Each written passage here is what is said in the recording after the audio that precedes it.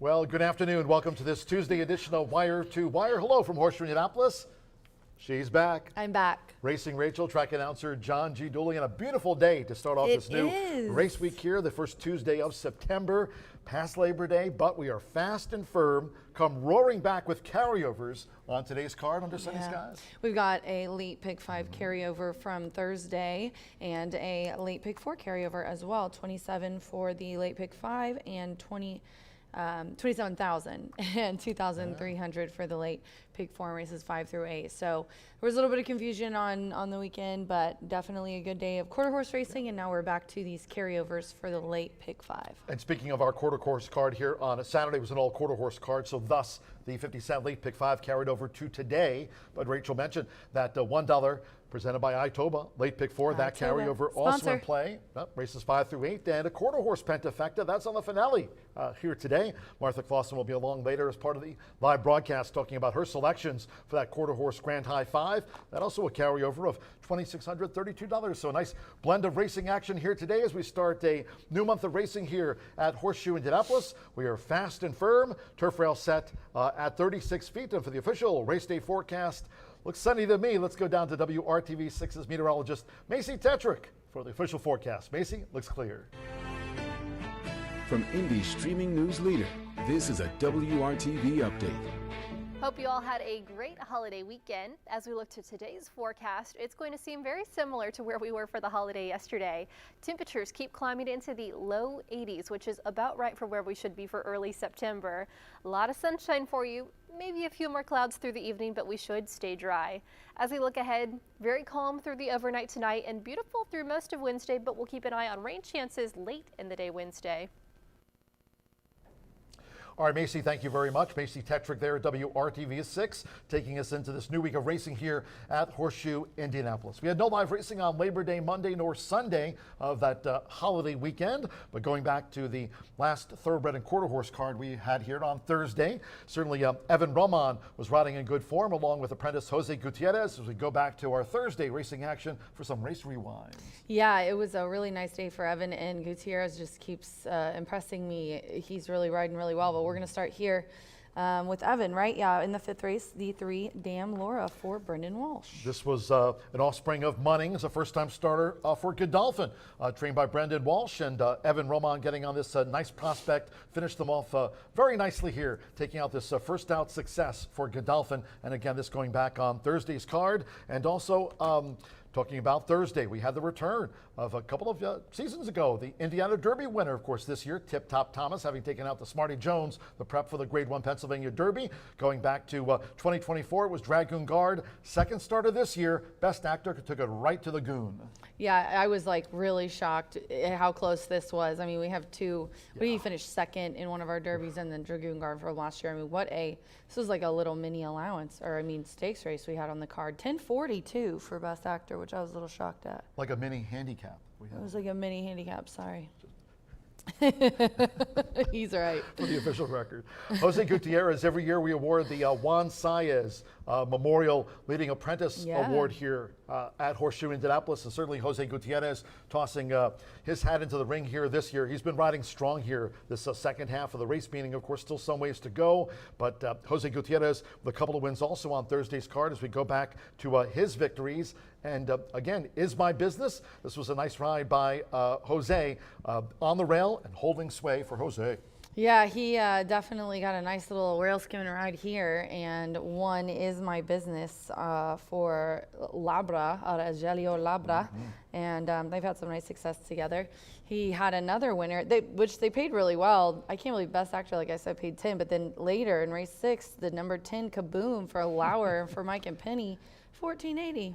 Yeah, nice. Not crazy, but a nice long shot. Not quite that $200 horse that Adam Skitzer brought in a few days ago there at Kentucky Downs for their opening of the race meet. But here it was Kaboom. You gotta watch certainly. The biscuit. Yeah, absolutely landing the winning blow under Jose Gutierrez. Certainly looks like the leading candidate for this year's Juan Saez Leading Apprentice Award. Yeah, he's riding really well. Super proud of him. Also, we'd like to give a congratulations to our quarter horse wins from Saturday. Eduardo Diaz had 4 and Diego had 2.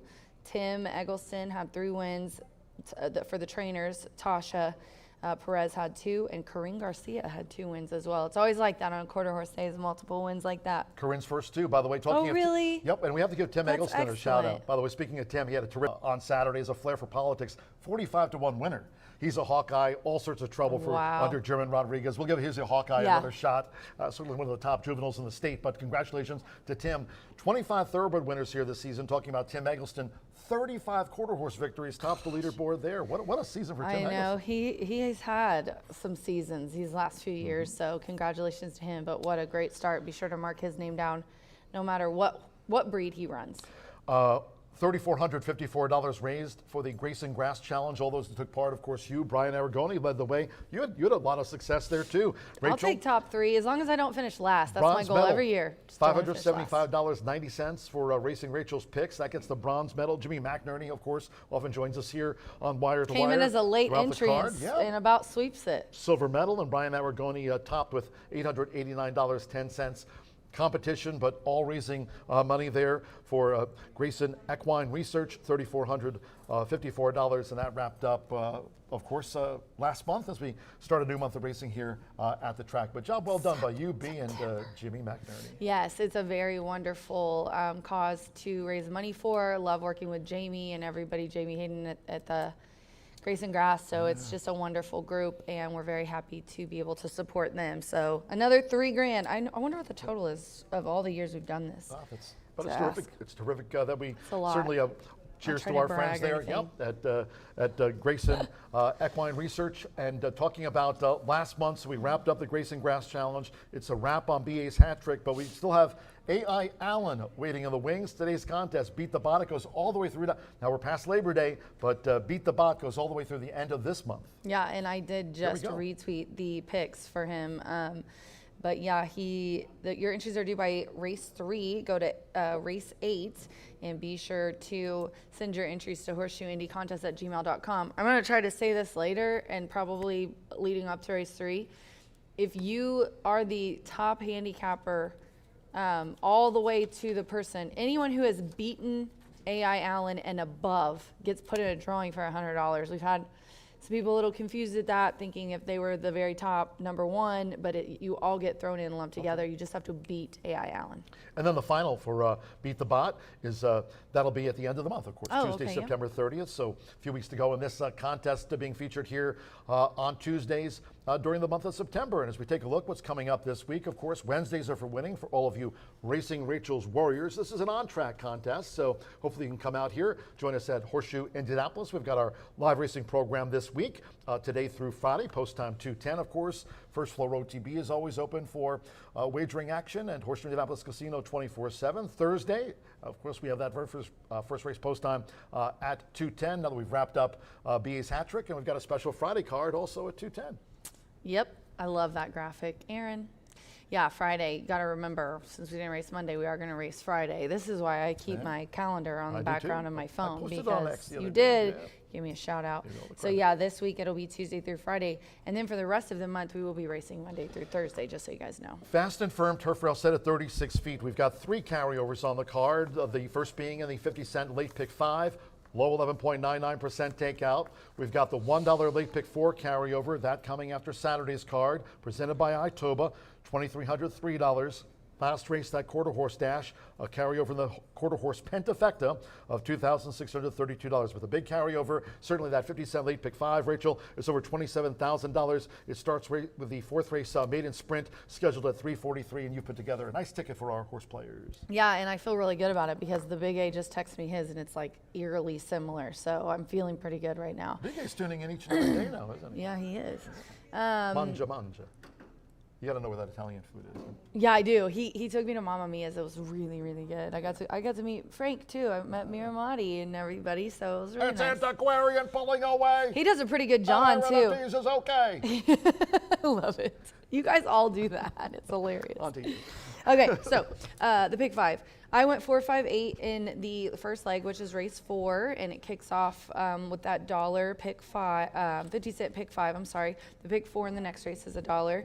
In here, I went 5-8-4. Obviously, Sir Xander looks really good, getting nosed out, but was on the slop.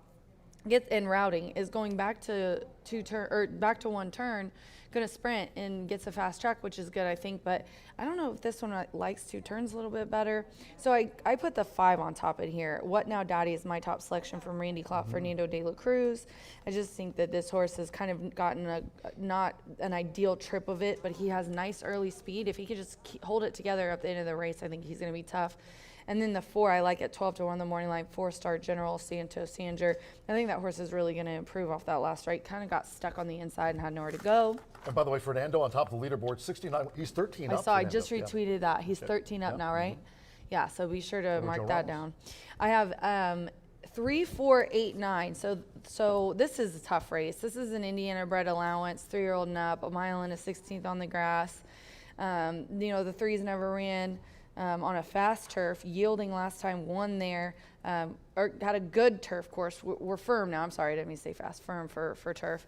But really nice. These are all really nice horses. I went with the 8 on top, though, and that is Enchanted Melody from Michelle Elliott's barn. I think that this horse is going to like getting off the slop. And then kind of has had some bad luck with that. Annie Express, the 3 I had mentioned, coming off that win. And then I put in for some assurance 3, 4, 8, and the 9, 8-1 Soul Run. I think Karen Woodick's been firing lately here, and Alex Achard rides well for her. Bottom level claiming, I went 1, 5, 6, which are my top selections. I think Tapakina dropping down from 15 to 8 is going to be one to look at. And then in the 7th and the 8th race, I don't do singles because I feel like I jinx myself. It's just a superstition. I know a lot of people like to have an all and a single, or you have to have a single at least. I don't do singles because every time I do, I jinx myself.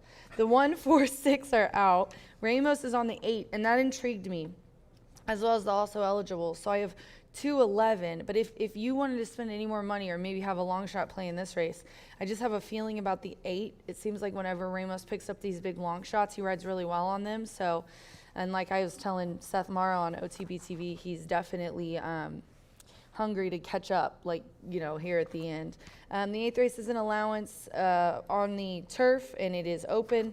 So this one's a really tough one, but I think Marion Cross from Brendan Walsh, Evan Roman, they're coming off a nice day together. We just showed his double, and one of them was for Brendan. And I also like Mo for us.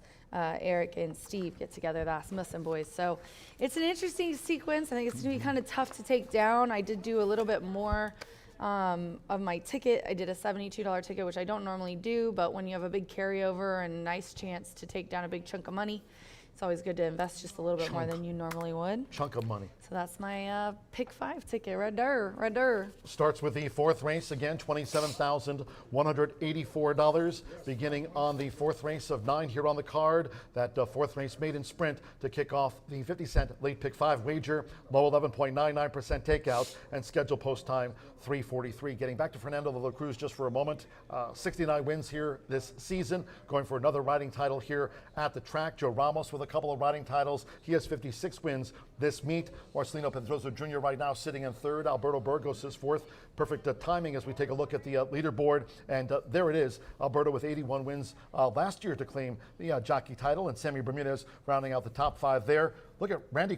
What a meet John Harron's having. They're 1 win apart, and John is 3 away from 600 career wins. I know. He's had one of his best years in a long time. John Hernan. So see what I'm going to be very excited. Look at Gennaro's right there, I know too. Gennaro's right there. Yeah. Brad always catches. He probably will be right there too. I'm very interested to see what's going to happen this year. And I think John was really close last year too. Because I was on the phone with him. There, like a bronze medal. For maybe owner, as well. So he has had a good year. So looking forward to seeing how this shakes out. Oh, and I also I got to give a shout out to Tim, because when I was on OTB TV at Saratoga, I also told him about that. Like, he was asking about the jockey colony, and I was like, man, 6 of the top 10 jockeys have all won numerous jockey titles here. So when you talk about it being competitive, it is, and she proved it with that stat. Gennaro Garcia with his 31 wins. Certainly he had a good month of August, hoping to finish this meet strong, maybe claim another training title there. 5-timer for Gennaro Garcia. He's vying for a 6th all-time winningest trainer here. Tom Amos with 6. So any of those fans like Anthony tuning in Tom's from back. New York. certainly Tom Amos. So who's, excited. he's got some promising juveniles this year up at Saratoga too, so hope to see those down at the fairgrounds. Big sponsors, cheers to Woodford Reserve, Tequila Aradora, Bree Development, Murphy Trailer Sales. Terrific customer service and loyalty since 1984. You gotta love the loyalty. You gotta be loyal. Oh, you gotta be loyal. 765-361-8803. Great guy. Terrific customer service and loyalty since 1984. That great decade of music for me. Also, B&H Electric. They've got locations not only in Shelbyville, but Seymour and Bloomington. They're on the web, www.bh-electric.com. Indiana's Giant Hubler. Maybe you're in upstate New York right now. You want to make a trip here to, say, like Shelbyville. Go to Indiana's Giant Hubler. Just mention Racing Rachel. They'll give you a great deal. You'll have a terrific truck to drive all the way back to Albany.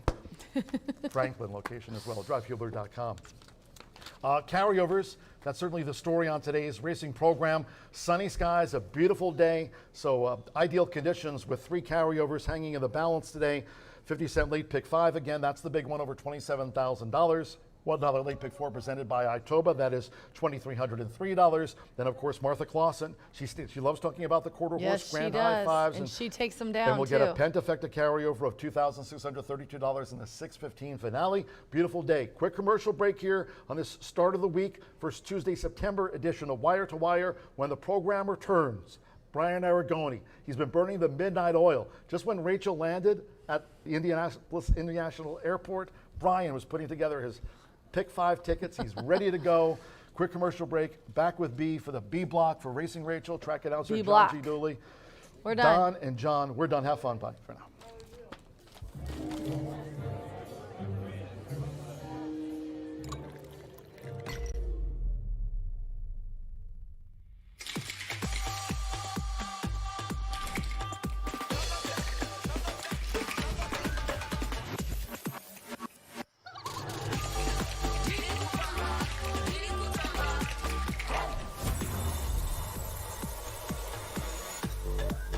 Tequila Herradura. Extraordinary awaits.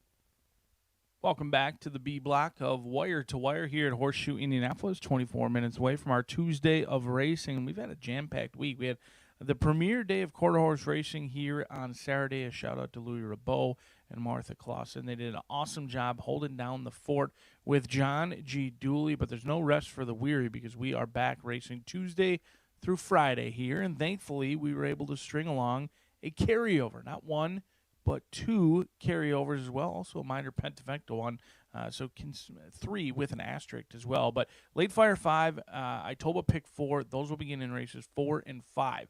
But still expect big payouts in this early pick 5. 23 minutes away. Let's take a look as 2-year-olds take the main stage on a beautiful afternoon here in Shelbyville, Indiana. Scratch number 4, Coyote Justice. Now, when I was handicapping this race, it's just a challenging race to feel overly comfortable on. Do I think number 5 jumps off the page at you, Mr. Sledgehammer? Absolutely. The 5 looks to be the one to beat. However, 2-year-olds, all of them, almost all of them, I shouldn't say all of them, but a lot of this group just raced 8 days ago. So now you're going to have 2-year-olds on 8 days rest trying 2 turns for the first time. It's a race that, even though I maybe considered a win wager on Mr. Sledgehammer, I'm just not going to feel overly confident on. Horses trying 2 turns for the first time Many of them back on 8 days rest. Anything could happen here in the opener. 2, 3, 5, and 6. We'll see which 2-year-old enjoys 2 turns in race number 1. 1 mile going to be the distance for those 2-year-olds kicking off the Tuesday card. Race number 2 kicks off that pick 4, $1 minimum, 15% takeout each and every day here at the home track known as Horseshoe Indy. No scratches, no changes, 5.5 furlongs going to be the distance, 7 of them set to battle it out, the sprint distance in here. What about Lotta Latte? This horse I think is going to be all of 8-1. Ray Paquette not having as good of a season as he has in years past. The last couple of years he's been winning at around 20%. This year 14%. But what he has done is bring in a few more long shots than he did in yesteryears. Marcelino Pedroza Jr. going to be calling the shots with this 4-year-old filly. He was aboard last time out and even running 4th place finish. And I see a lot of speed in here. This is a $15,000 claimer, non-winners of 2. So there's a lot of speed, a lot of pop the gate and stop, pop and stop is what I like to call it. And I think there's going to be a frenzy on the front end because usually in non-winners of 2, you want to have the lead. You can get brave. They're not all accustomed to passing horses. I think we're going to have a hot pace. I think Lotta Latte is 1-paced, which in a race like this could be good. That 1 pace could be the best of the others if they do go fast up front. They have the inside drawn here. Ray Paquette owns and trains. Marcelino Pedroza Jr. going to be calling the shots. That horse is intriguing to me. You've also got Peter's Dream, a horse who had tactical speed early on in the career. This 3-year-old filly, she just hasn't shown her tactical ability the last couple of races. She's dropped back. She's run on well late. She's going to be 5-2 on the board. And then Gatling Girl could be any sort in here. Maybe the light bulb went off, but takes on winners for the first time. So we'll go 1, 3, 4, and 7 in race number 2. Race number 3, $25,000 non-winners of 2. Again, 5.5 furlongs the distance. Claiming price goes up. Keep it with non-winners of 2, and the boys will take the main stage. Scratch number 6 and 9 out of this event. I'm going to go 4, 5, 7, and 8. 4, 5, 7, and 8. Ain't No Disco Strato along with Galpin Sunday, a horse who's familiar here. Perfect 2 for 2 in the exact at Horseshoe Indy. I think Galpin Sunday gets the lead and never looks back. But 3 Echoes, a horse who Steve Asmussen lost and then claimed back. That shouldn't be overlooked. He once conditioned this horse with Ellen and Racing, lost him for 20, claimed back himself for 16,000. He wanted 3 Echoes in his name and his bank account, and he'll get that opportunity today. Strato for Ron Moquette. He hasn't necessarily sent the most live animals to Horseshoe Indianapolis so far. They have taken some betting as well and haven't necessarily produced. They're winning at 9%. Could be any sort in here. Brings in a good record. And then Ain't No Disco, second start off of the layoff. Gets a ton of class relief in here for this $180,000 colt by Catalina Cruiser. Nick Juarez going to be calling the shots on Ain't No Disco. 4, 5, 7, and 8 in the third. Race number 4, a tricky race. You don't want to get knocked on the 4th leg of the early pick 5, and you want to get off to that late fire 5 with almost $30,000 in carryover money, off to an excellent start. We've got first-time starters mixed in with horses with experience, and I happen to fancy one of those horses with experience, Sir Xander. They've been trying to go long on the turf. They've been running on the dirt. I think Sir Xander just fits in here, likely to be the best horse, a horse who's shown tactical ability, showing route races with speed, also coming from the back of the pack. I think Sir Xander and Marcelino Pedroza Jr. are able to sit close to the front runner in here and then pounce in the lane. 5.5 furlongs. I think the stamina built up, the endurance. They're likely going to sit just off the flank of What Now Daddy in the 5 post and hopefully can push past. Not a horse that, even though 2 seconds in 5 starts, I've labeled as a hanger or a horse that refuses to pass or just does not want to win. I think Sir Xander, today's the day, and gets that maiden breaking score at potentially odds on in race number 4, kicking off that late fire 5. Don't forget the carryover, almost $30,000 into the late pick 5, which will begin right around 3:45 Eastern time. We'll step on that turf course for the first time of the day, an exciting day. You've got the $1 horseshoe hat trick beginning in race number 5. You also have the Itoba pick 5 carryover. Not nearly as much in the pick 5 carryover, pick 4 carryover as there is in the pick 5, but still exciting. Already money in that pool. 3-year-old fillies, all bred in the state of Indiana, 1.16 miles. Scratch number 10, She's My Huckleberry. Now, you could go a lot deeper in here. I acknowledge there's a lot of horses that you could potentially use and be a lot deeper into this spot. I'm going to find myself using just the 3 horses I like best, the 4, 8, and 9. Soul Run, a perfect 2 for 2 on the turf for Catherine Whittick, who's winning at 33%. Enchanted Melody, a perfect 1 for 1. They've been trying to get back on the turf course for Michelle Elliott. They finally get their opportunity today for this 5-year-old mare. And then number 4. What about number 4, Charming Giselle?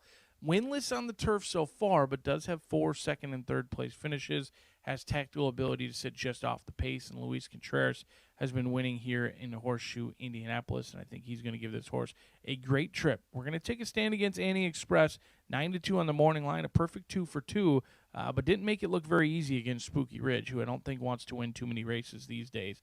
Annie Express, undefeated with our leading rider. You heard he's 13 wins above your second-place rider right now, Fernando de la Cruz, having himself a very nice meet, and this is a very nice claim for Raquel Soriano, who's a perfect 2 for 2 on the turf and banked $48,000 after being claimed for just $5,000. That's the claiming game, and much as excited as she is every time they go to the racetrack, it's not too good for the person who lost that horse for $5,000. So there's 2 sides to that coin.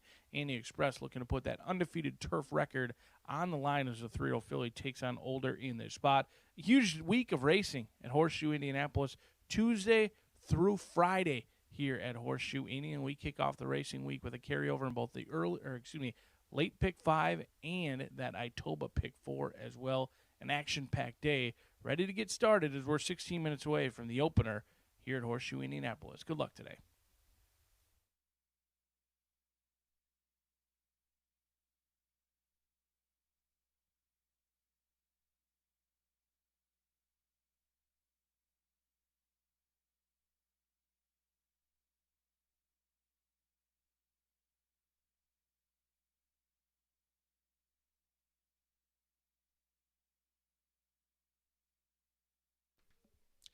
Good afternoon from Horseshoe Indianapolis. Hello now from the broadcast booth. Great to have you with us today. All joining Main Track Fast, Turf Course Firm to start off this first Tuesday of September. Turf rail set this week at 36 feet. Fast and firm under sunny skies, temperatures around 80 degrees. If you have your programs close by, let's take a look at the changes and corrections on today's racing program. Opening maiden juvenile mile starts the 50-cent early pick 5. Top of the card, scratch number 4, Coyote Justice. Number 4, Coyote Justice has been scratched from the first. The second race sprint starts the $1 early pick 4 off. All 7 run, no changes in race 2. On to the third we go. And in this sprint, scratch number 6, Rewire, and take out the 9, Woodaz. Scratch the 6 and the number 9. Number 8, 3 Echoes, 1 pound over the listed program weight. Now the fourth race starts, the 50-cent late pick 5.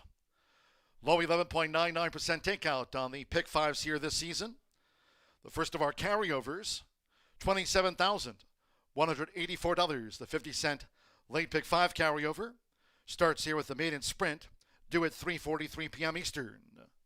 Here, no scratches, no rider changes. Number 2, Gray V, 1 pound over the program weight. Starts at the 50-cent late pick 5, and there's the carryover. It's over $27,000. Our next carryover today, race 5 starts the $1 late pick 4, presented daily by Itoba. Late pick 4 carryover of $2,303. And here, scratch number 10, She's My Huckleberry. Turf Firm, rail at 36 feet. Scratch the main track only entered, number 10, She's My Huckleberry. Starts at the Itoba late pick 4 with a carryover, $2,303. On to race 6 we go. The 6th of 9, under sunny skies here, scratch number 2, Scenic Justice. 7 face value and take out number 10, That's Life. Scratch the 2, 7, and the number 10. In the 7th race, Maiden Fillies Mares Turf Sprint, scratch number 1, Beautiful Twice. 4, Ms. Candy. Take out the 6, Saley. Scratch number 13, Momentario. And the 14, Brienne of Sky. Scratch the 1, 4, 6, 13, and the number 14. There's a jockey change for number 8, Ume, to Joe Ramos. Joe Ramos rides the 8, Ume. Number 7, No Self-Control, and 1 pound to the program weight. Makes it there now 118 corrected. Number 10, Lindy Can, the ownership Donnemeyer Farm of Mirabal. That's an ownership correction. Race 8. Last leg of the late pick 5 and $1 late pick 4. Capped off here with a distaff turf sprint. Scratch number 1, Stormy Paradise. Number 1, Stormy Paradise, the lone scratch and change from the 8th race. And in the 9th, closing the card with a quarter horse maiden dash over the 300 yards. There's a carryover, the 10-cent quarter horse Pentafecta. Featured here, $2,632. A quarter horse Grand High 5 carryover. Scratch the also eligibles. 11, Cartel's Kryptonite. 12, Bougie Blood. And 13, The Magic Dragon Lady. Scratch the also eligibles. 11, 12, and number 13. While on that page, a jockey change for number 10, HF Just My Hero, to Danny Martinez. Danny Martinez on number 10, HF Just My Hero. Number 5, Perry's Secret Gold, and 2 pounds to the assigned program weight. Again, scratch the also eligibles. Beautiful sunny skies here. Temperatures upper 70s, around 80 degrees. Beautiful first Tuesday here in September. Main track fast, 3 carryovers on the card. Turf rated firm for the $1 Horseshoe Hat Trick All Turf Pick 3 also featured today. Turf rail to start off this race week at 36 feet. Horses in the walking ring for the opening maiden juvenile mile. Starts the 50-cent early pick 5. Make it a great day with us here at Horseshoe Indianapolis.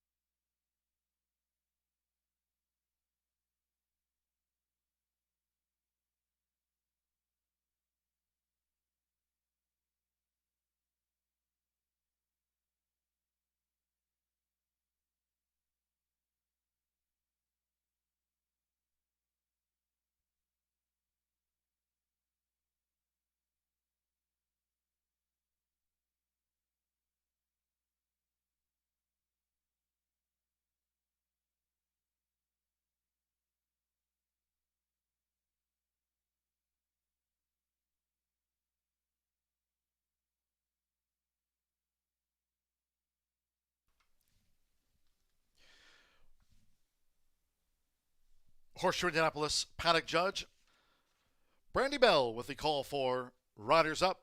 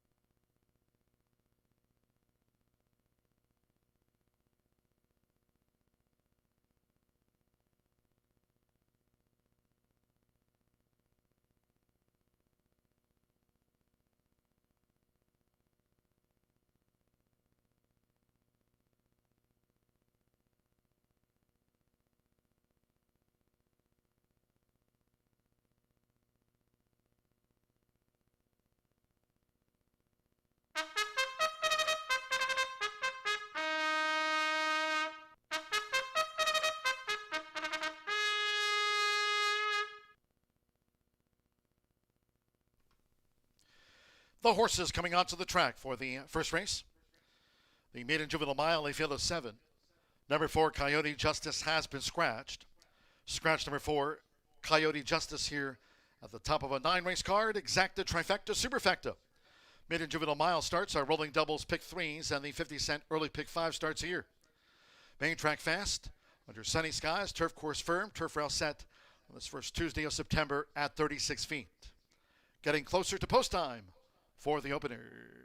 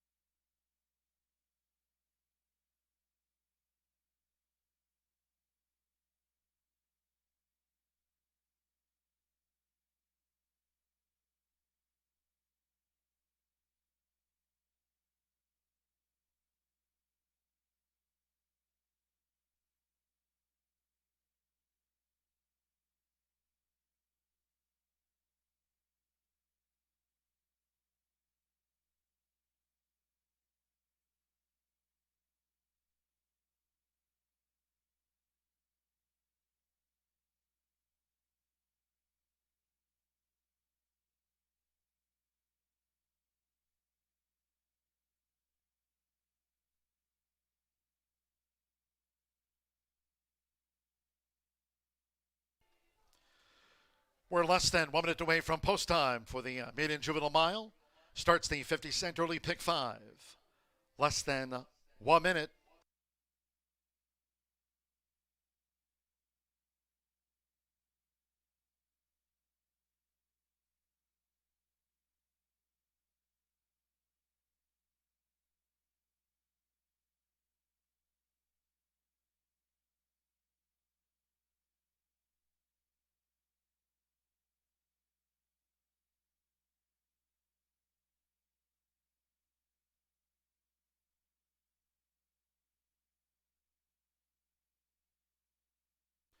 The horses are approaching the starting gate.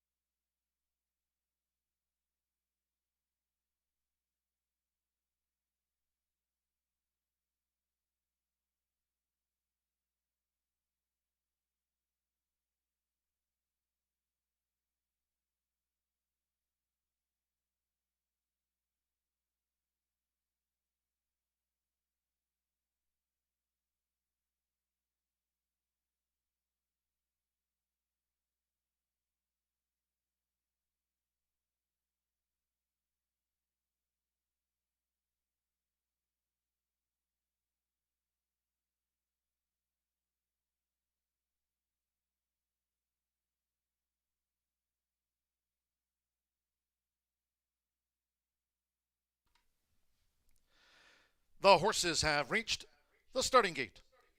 It is now post time. They're going in. Santo Sanjor, first time starter, Sombeye King. Hanalehi, Mr. Sledgehammer went it well. 3-2, the first favorite, Mr. Sledgehammer. Alberto Burgos with Legal Mayhem going in, loading at the mile. My Lunar Charm, Jose Gutierrez claims a 7-pound apprentice allowance. Marcelino Pedrosa Jr. partners Maximum Justice. Twice started Maximum Justice. Luis Contreras with What Now Pretty Boy. Like the King Stinger, both here for Joe Davis over the mile. Mr. Sledgehammer, 4-5 favorite. One more, the King Stinger, bidding jockey Fernando de la Cruz with 69 wins here this season. Main track faster, sunny skies to start the week. They're in the gate. Going and running at Horseshoe Indianapolis. Mr. Sledgehammer sharply away. Maximum Justice, white with the turquoise stars and cap, showing early speed, and taken back off of heels was Legal Mayhem, and toward the inside, the first-time starter, Sombeye King, who's vying for the early lead with Mr. Sledgehammer, now at the 6.5. With on the outside, the King Stinger, just in third from Maximum Justice, taken back to settle off of heels as these leaders go to the back of the track. Legal Mayhem is next, while racing 2 clear from My Lunar Charm, and beaten for speed. What Now Pretty Boy trails here in the Tuesday opener. The first 2 of 8 furlongs, 25.05 seconds. With Hanalehi, Mr. Sledgehammer dictates his own terms. 2 on the outside, the King Stinger, who tracks the front runner to just over a half mile from home. To the inside is Sombeye King running in third by 2.5, with Maximum Justice running in fourth. My Lunar Charm on the far outside, Legal Mayhem second to last, and What Now Pretty Boy remains the distant. Half mile in 50.25 seconds, 3 furlongs to go. Short lead for Mr. Sledgehammer, as My Lunar Charm is right there on the outside for Jose Gutierrez, as Mr. Sledgehammer leads past the quarter pole. Then Maximum Justice with Sombeye King, who vibe but has dropped back. Then to the inside, the King Stinger with Legal Mayhem, and finally What Now Pretty Boy, as these maiden 2-year-olds straighten away after 3 quarters. In 1 minute 15.53 seconds for Hanalehi, Mr. Sledgehammer. 3-5, the first favorite, has opened up a 5-length lead. On My Lunar Charm coming past the 16th, Maximum Justice is back in third. Sombeye King a well beat in fourth to Mr. Sledgehammer, who won by 6. My Lunar Charm was the runner-up. A double-digit margin, Maximum Justice third, and Sombeye King finished fourth.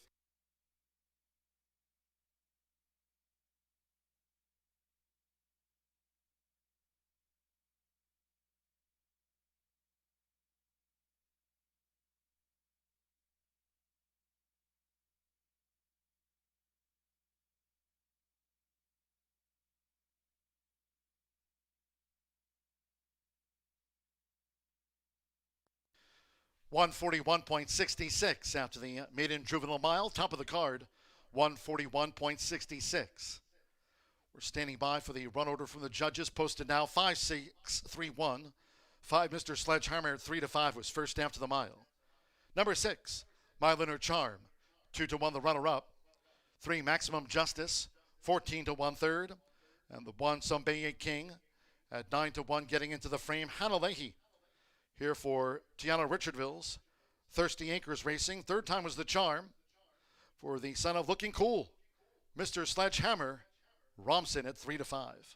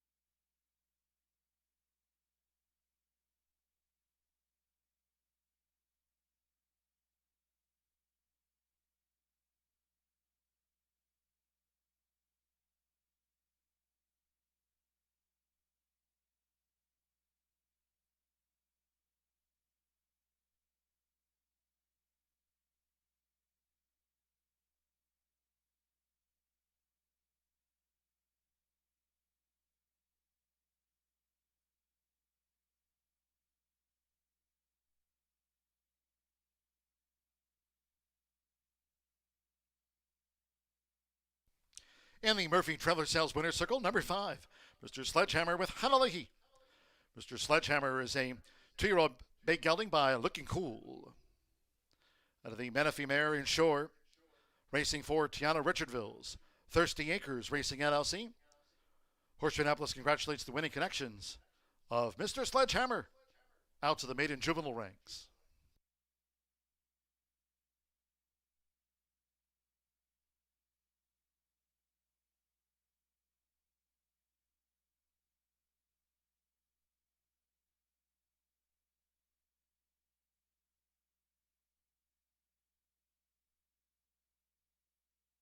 The result of race 1 official. Result confirmed by the judges.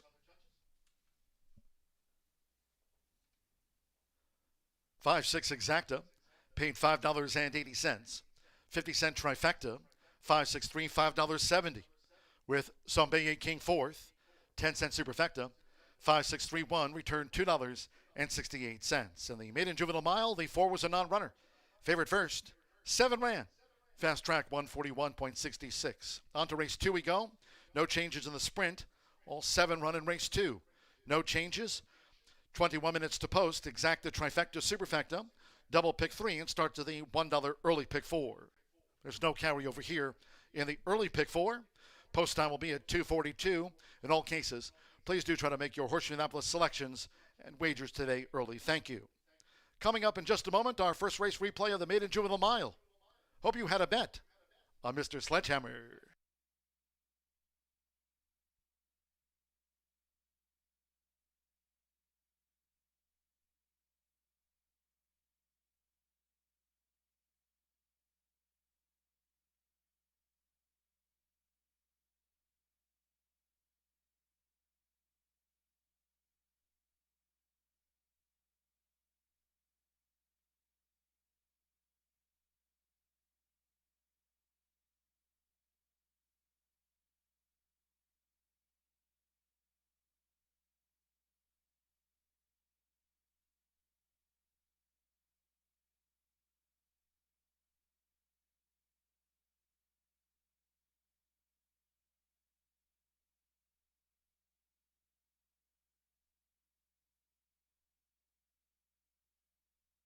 Guys to start the week. They're in the gate.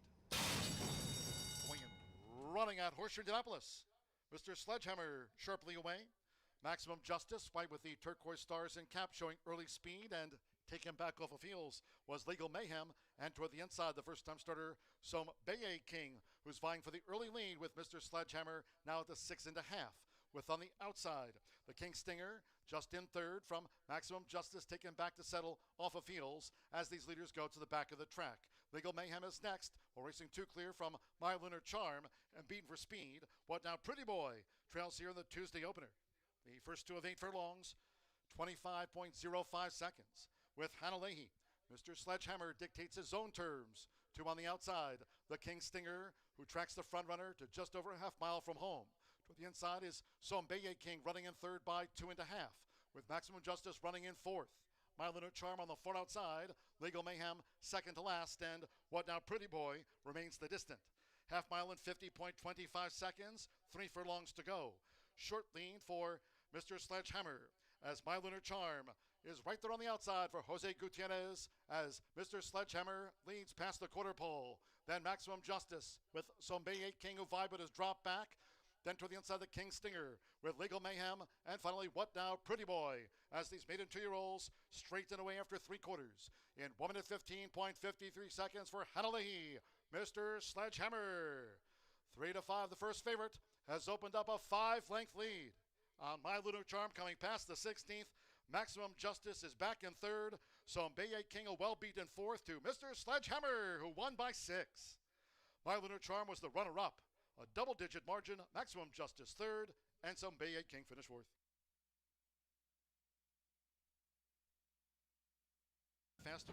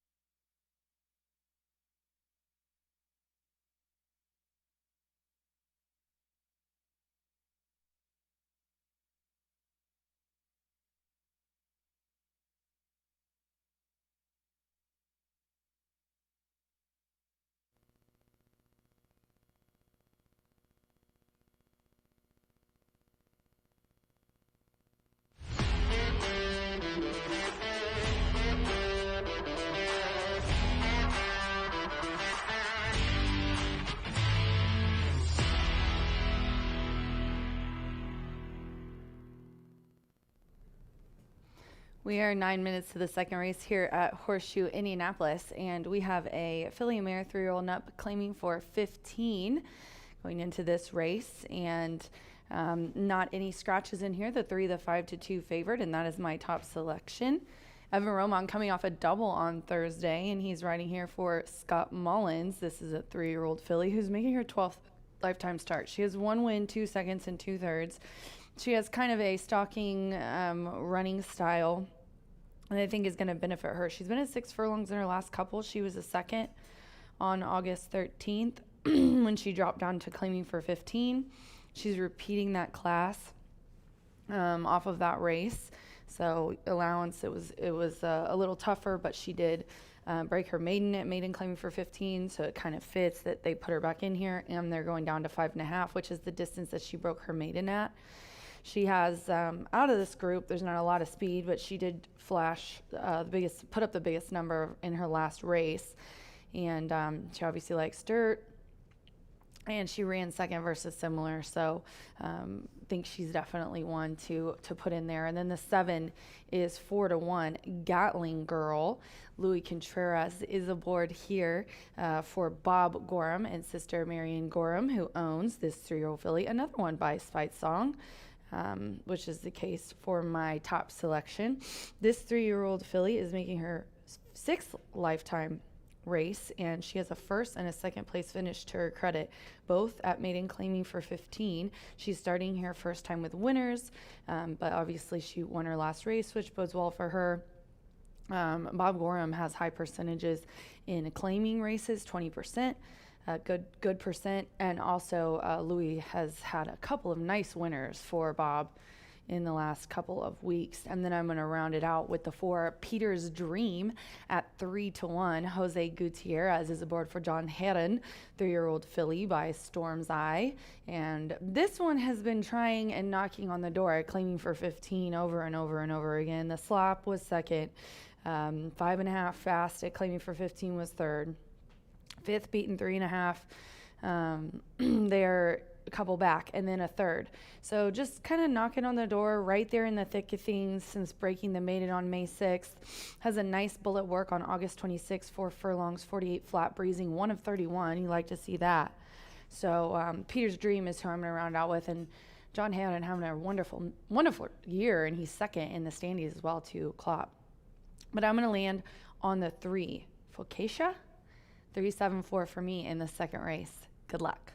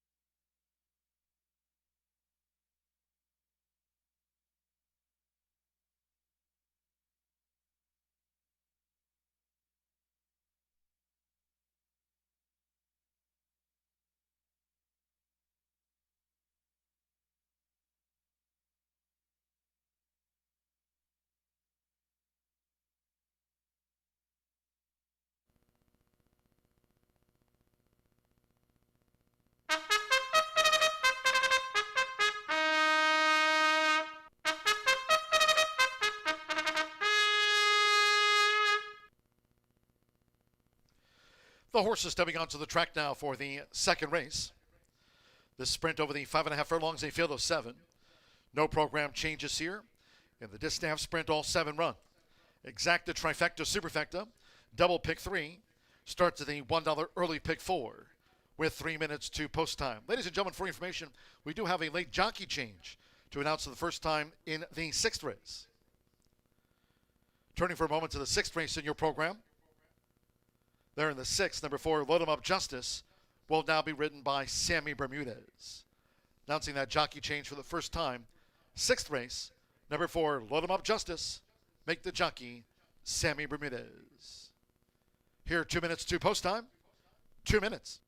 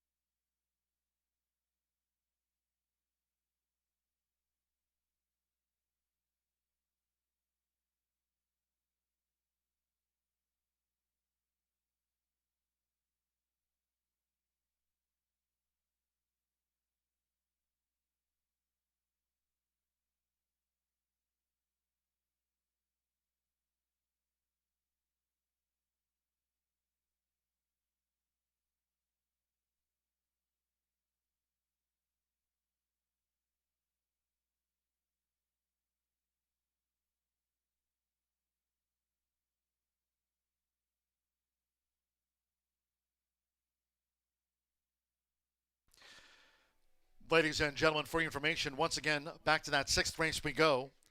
There's been another change of jockey made in the 6th race for the 4, Load 'em Up Justice. Now make the jockey Jane Elliott. This is in the 6th race. Jane Elliott will now ride the 4, Load 'em Up Justice, and the latest change of rider. Less than 1 minute away from post time for the Philly Sprint.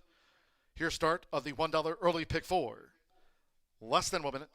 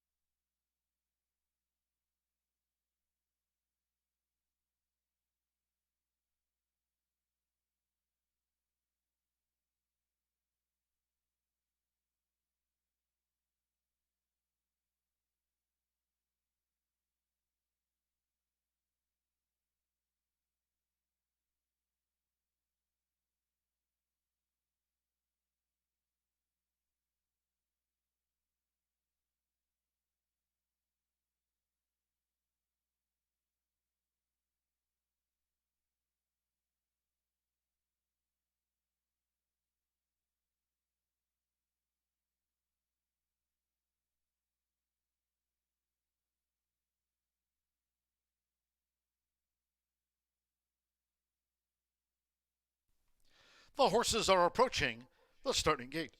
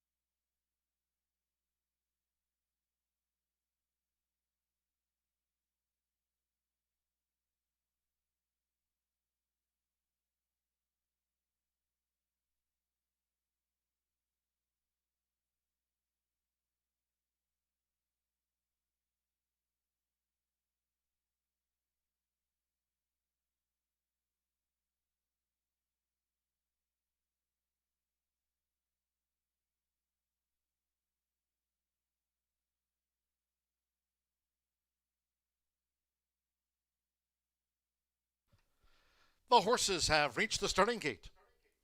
It is now post time. Loading in front of starter Ray Kuick. Marcelino Pedroso Jr. with Lotto Latte. First filling in, Jose Gutierrez with Peter's Dream. Joins Lotto Latte. Focaccia 4-5 favorite. Santo Sandro with Calcolari. Joins the 12-1 odds on Calcolari.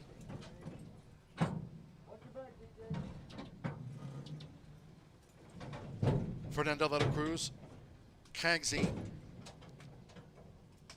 Rodney Prescott with Kneecap Prosciutto. Two back. 6-5 favorite. Focaccia. Evan Roman for Scotty Mullins. 6-5 Focaccia.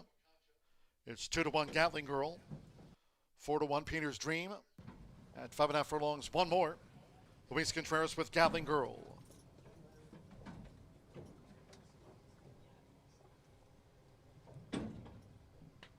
Focaccia 6-5 favorite. Here over the 5.5 furlongs.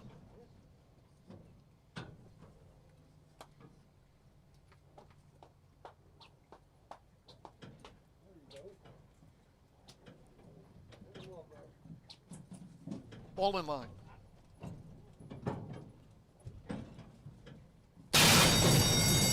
And they're off. Off to an even start and a fast one for Kagsy. Focaccia's right there with her. Peter's Dream in the white cap, and on the outside is Calcolari, who's going for an early attack as they make this dash toward the half-mile pole with Fernando de la Cruz. Kagsy just leads 3/4 length to a close Calcolari, and then comes a Peter's Dream, part of that mix, with on the outside Gatling Girl, Focaccia with the rail in fifth now at the 3.5. Lotto Latte and Kneecap Prosciutto trails the Phillies Sprint the opening quarter.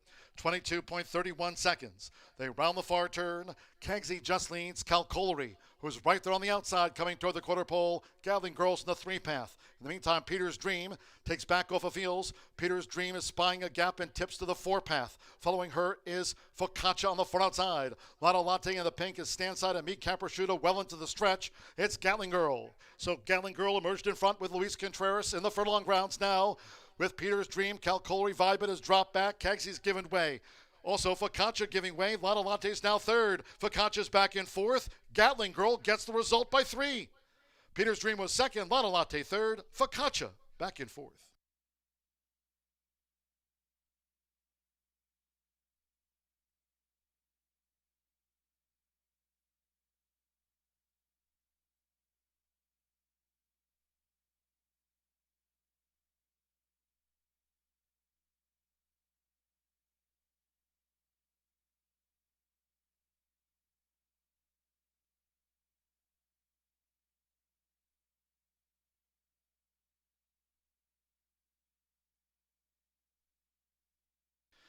.105.90 out to the Phillies Sprint. 1 minute 5.90 seconds, 7-4, 1-3, the unofficial run order after race 2. Here's the slow-mo. 7 Gatling Girl at 5-2 first.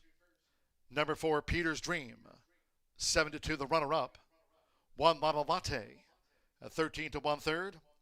And there's 3 Focaccia, 9-5 the favorite, fourth home after the Phillies sprint.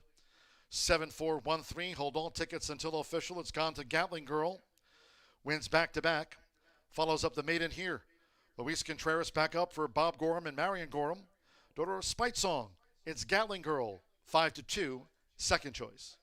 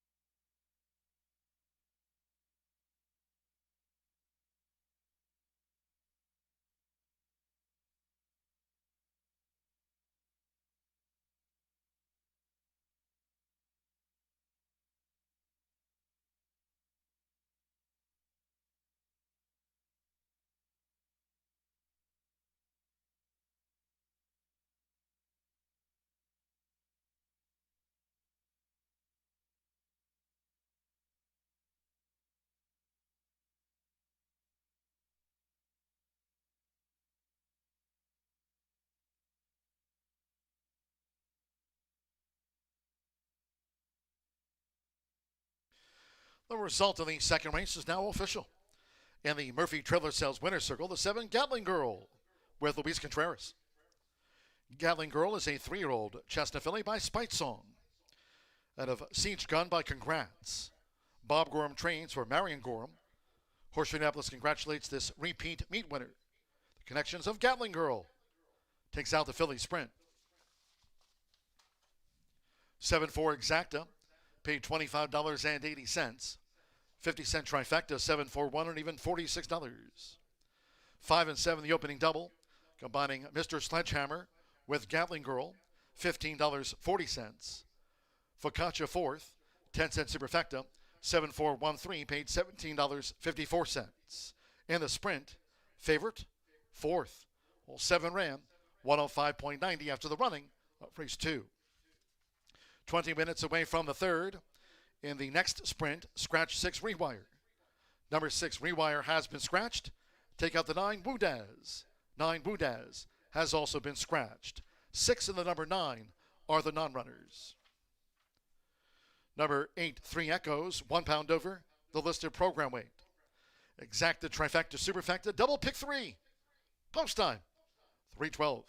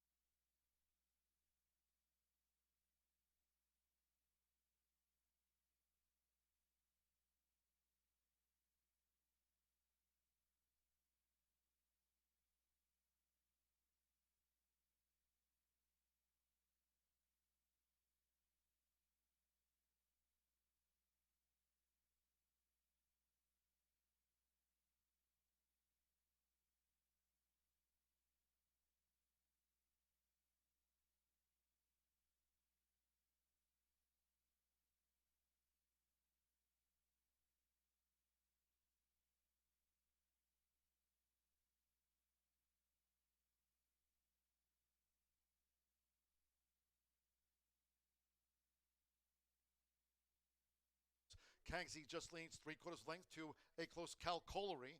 And then comes a Peter's Dream, part of that mix. With on the outside, Gatling Girl, Focaccia with the rail in fifth now at the 3.5. Lotto Latte and Meat Caprasciuta trails the Phillies sprint the opening quarter. 22.31 seconds. They round the far turn. Kangsy just leans calcolery who's right there on the outside coming toward the quarter pole. Gatling Girls in the 3-path. In the meantime, Peter's Dream takes back off of heels. Peter's Dream is spying a gap and tips to the 4-path. Following her is Focaccia on the front outside. Lotto Latte in the pink is Standside and Meet Caprasciuto well into the stretch. It's Gatling Girl. So Gatling Girl emerged in front with Luis Contreras in the furlong grounds now. With Peter's Dream, Calcoli Vibit has dropped back. Kagsy's given way. Also, Focaccia giving way. Lotto Latte's now third. Focaccia's back in fourth. Gatling Girl gets the result by 3. Peter's Dream was second. Lotto Latte third. Focaccia back in fourth.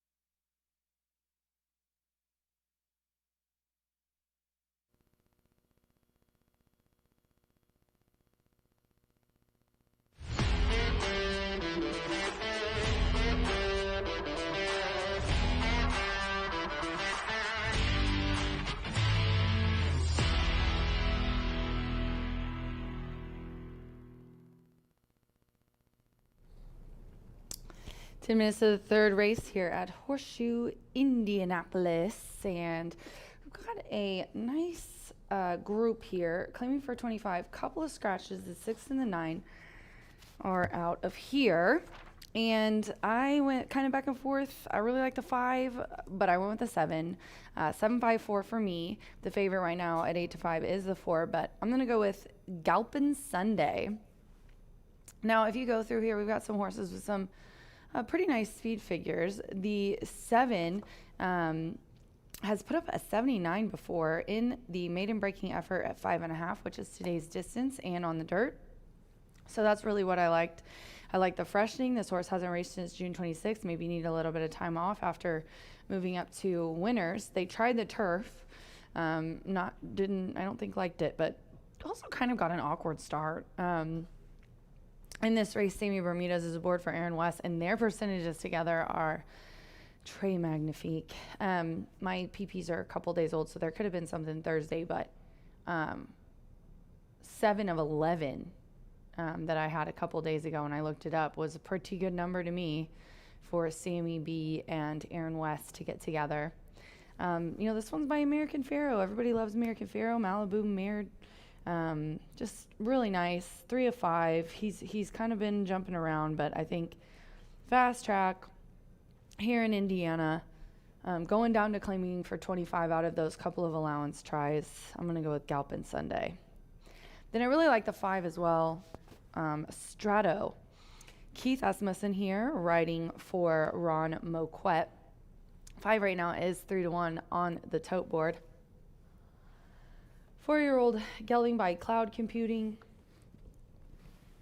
And this horse has ran on Indiana Dirt twice. You can see that was back in May 29th, and allowance was beaten less than a length in there. Honeyquist is not in this race. After that, went to Oaklawn. That was last year in May, by the way, not this May. Then went to Oaklawn, couple of races, was actually a nice third in a allowance for 130,000. Keith was up that day. And then June 27th, tried at Churchill for 50. Missed the break in that race. I think if this one breaks sharp, will definitely be a contender. The speed figures definitely fit in here. I mean, two back that $130,000 race at Oaklawn was an 85 Brisnet speed figure, dropping down to 25 from 50. Has also a couple months off. So the 5 looks really good in the paddock. Ears pricked, kind of walking on, swishing a little bit, swishing that tail. He's feeling feisty. Let's go to the 4. Ain't No Disco. This reminds me of This Ain't No Country Club either. Is that a song? Yeah, Sheryl Crow. Nick Juarez is aboard here in this race for Brian Lynch. This is a 3-year-old colt who's making his 6th lifetime start. Finally broke the maiden at Gulfstream in December. They kept this one off until an Ellis race on August 8th. Those are over $100,000 allowances. He was going 6.5. He's going down in distance. He's never ran this short before. I think that might be maybe a little bit of a difference there, seeing as how his running style, it looks like he's sort of run out of room. But he did have a nice press-to-pace stalking trip in his maiden breaking win. So we're going down to 25. This is the lowest this guy's ever been. I'm not shocked that everybody, not everybody, I mean, he's 9-5, but I'm not shocked he's the favorite. But I did like the 7 Galpin Sunday a little bit better. It's that Sammy B, Aaron West angle. But now that I've touted them, Aaron will probably yell at me because he's going to think I jinxed him. But got to go with what I like, baby. It's the 7 at 5-2 here in this third. Good luck.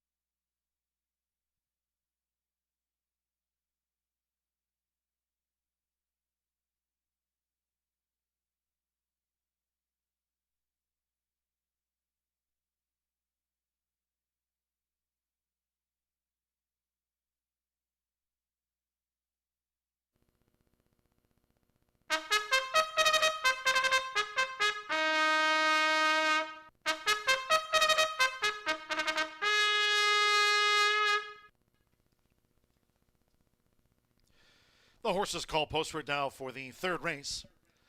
This sprint carded at 5.5 furlongs, a field of 7. Scratch 6 Rewire and the 9 Boudez. Scratch the 6 and the number 9. 8 3 Echoes, 1 pound over. Exacta, trifecta, superfecta, double pick 3. 3 minutes, 2 post time.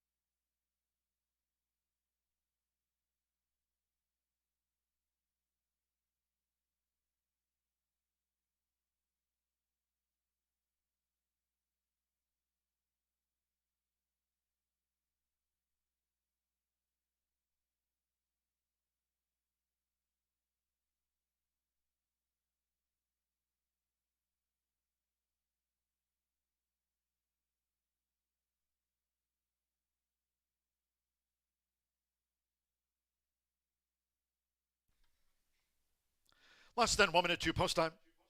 Less than 1 minute.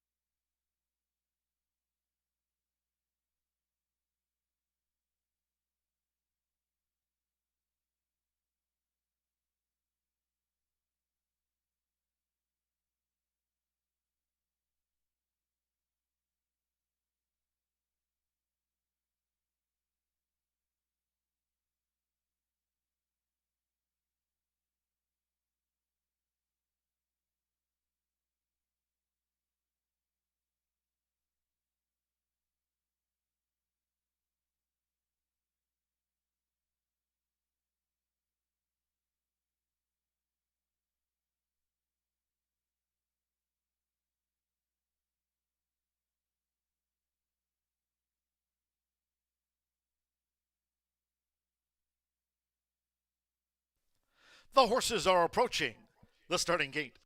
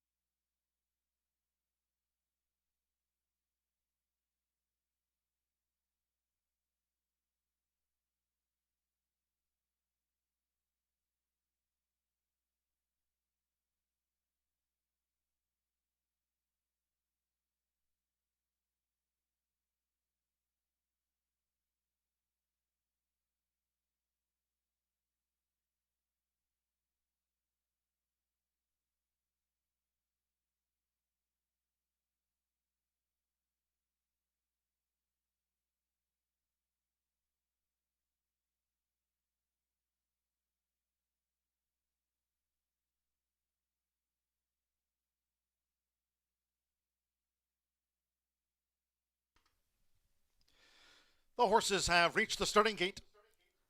It is now post time. They're going in. Fernando de la Cruz vehemently first up.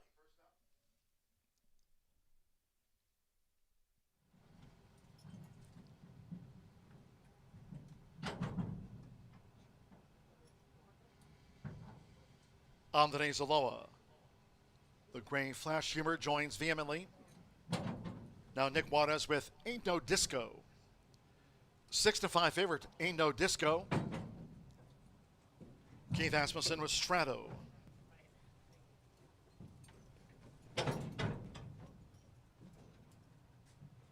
With Marcelino Pedroza Jr. leading up Private Reserve. Sammy Bermudez with Galpin Sunday. Ain't No Disco, 6-5 favorite. At 5.5 furlongs, one more. Eric Asmussen with Three Echoes. Ain't No Disco, 6-5 favorite. They're in the game. They're off. Private Reserve had the parking brake on, was slow to go. Fast start for Three Echoes. Here's Vehemently making a dash from the rail for Fernando de la Cruz to take the early lead. It's Vehemently with on the outside Galpin Sunday, who now pursues after breaking sharp. Three Echoes is running in third. Strato in fourth by 3. Then to the inside, Flash Humor next past the half-mile pole from Ain't No Disco in the pink, and slow starting Private Reserve trails them. Then round the far turn, quarter 22.61 seconds. Just inside 3 to go. Galpin Sunday up on even terms with Vehemently as they take this clash past the quarter pole. 4 clear from Three Echoes, who straightens away in third. Strato being ridden to gain from fourth. Ain't No Disco, fifth on the front side, and put to stern pressure by Nick Juarez to come with a bid. Then further back to Flash Humor, and Private Reserve is last.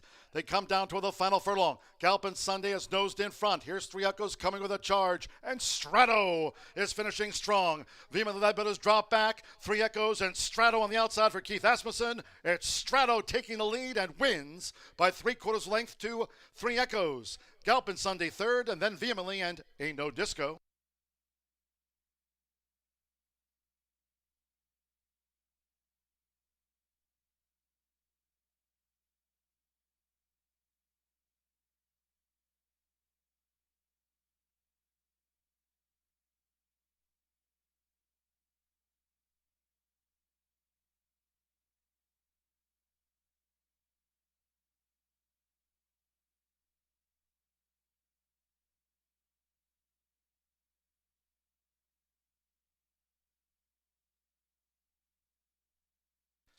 .105.31 seconds after the sprint. 105.31. Unofficial 5.871. Number 5 Strato. 5-2 first. 8 Three Echoes. At 9-2 second. 7 Galpin Sunday. 7-2 third, and at 9-1 the 1 Vehemently fourth. Hold all tickets until official. Keith over Eric in the battle of Asmussen brothers here in the sprint. with Galpin Sunday third, and there's Vehemently. Ain't No Disco fifth. 6-5 favorite, fifth in the sprint, 105.31. Keith Asmussen for Ron Woquet. J. Rita Young Thoroughbreds. Strato at 5-2.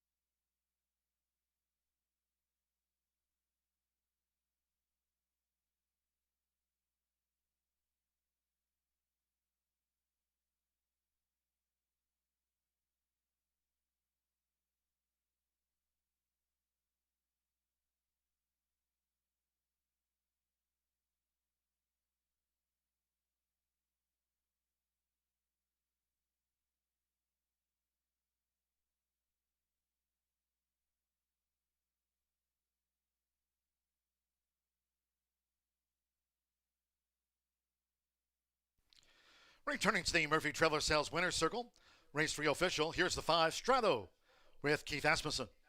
Strato is a 4-year-old dark Bear Brown gelding by Cloud Computing. Out of the Reddy's Image mare, Rita's 57. Ron Woquet trains for Rita and J.R. Young's J. Rita Young Thoroughbreds LLC.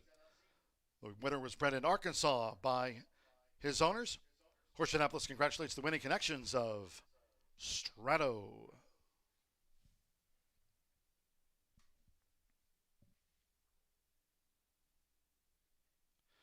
5/8 exacta paid $38 even. 50-cent trifecta, $27.05. Galpin Sunday ran third. The 7-5 double, $27.40. 10-cent superfecta, Vehemently fourth. 5/8-7-1, 10-cent superfecta, $19.24. First pick 3 on the card, returned $10.30. In the sprint, the 6 and 9 were non-runners. Favorite, fifth. 7 ran, 105.31. 22 minutes away from the fourth with a carryover. Fourth race, no scratches, no jockey changes. 2 gravy is a pound over the listed program weight there. Exacta, trifecta, superfecta, double pick 3. The first of 3 carryovers featured on the Tuesday card. 50-cent late pick 5 carryover stands at $27,184. Fast and Firm, turf rail position at 36 feet this race week under sunny skies. Fast and Firm. Post time for the fourth race, maiden sprint at 3:44.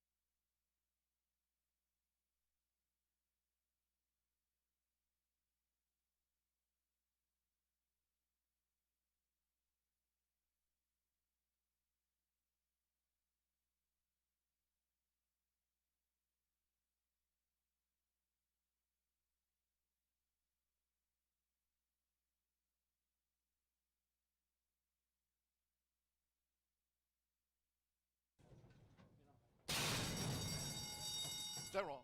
Private Reserve had the parking brake on, was slow to go. Fast start for 3 Echoes. Here's Vehemently making a dash from the rail for Fernando de la Cruz to take the early lead. It's Vehemently with on the outside Galpin Sunday, who now pursues after breaking sharp. 3 Echoes is running in third. Strato in fourth by 3. Then to the inside, Flash Humor next past the half-mile pole from Ain't No Disco in the pink, and slow starting Private Reserve trails them.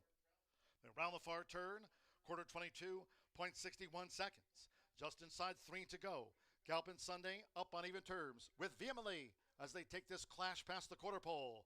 4 clear from 3 Echoes, who straightens away in third. Straddle being ridden to gain from fourth. Ain't No Disco, fifth on the front side, and put to stern pressure by Nick Juarez to come with a bid. Then further back to Flash Humor and Private Reserve is last. They come down to the final furlong. Galpin Sunday is nosed in front. Here's 3 Echoes coming with a charge, and Strato is finishing strong. Vehemently led but has dropped back. 3 Echoes and Strato on the outside for Keith Asmussen. It's Strato taking the lead and wins by 3/4 length to 3 Echoes. Galpin Sunday third, and then Vehemently and Ain't No Disco.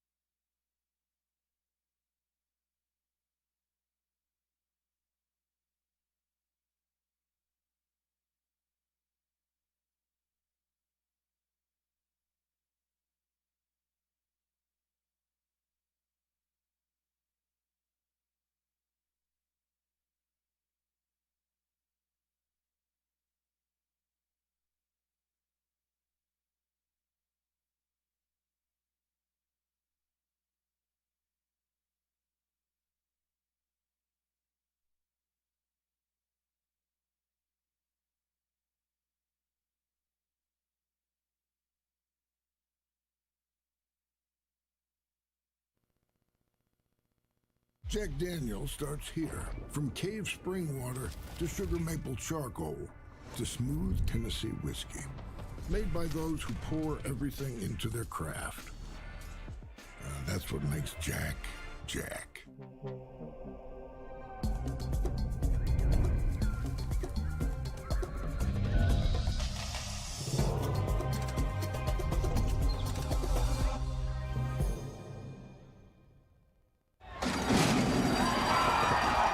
The 2025 Global Symposium on Racing. It's the premier networking event of the year. Connect with the who's who of racing. Collaborate face-to-face with key decision makers. Be a part of the international conversation. Discover the latest technology and innovation. Join us December 8th through 10th.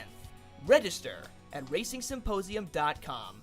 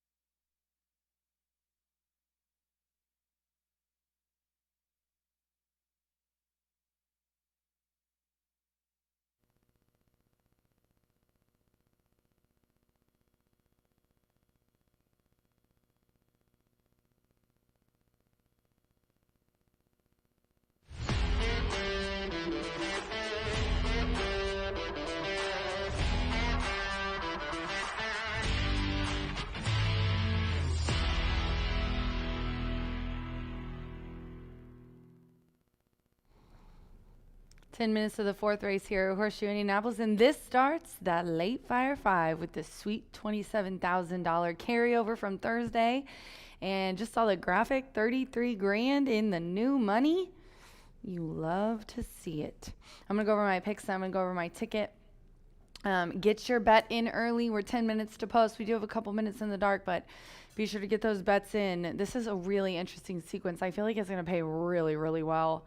There are some later, I think, heavy favorites, but in these first few legs, you might be able to pull something off. Let's look at this race. It's a maiden for Indiana Sired, and they're going 5.5 on the dirt. Now, the even money favorite is the 8. I want the 5 in here.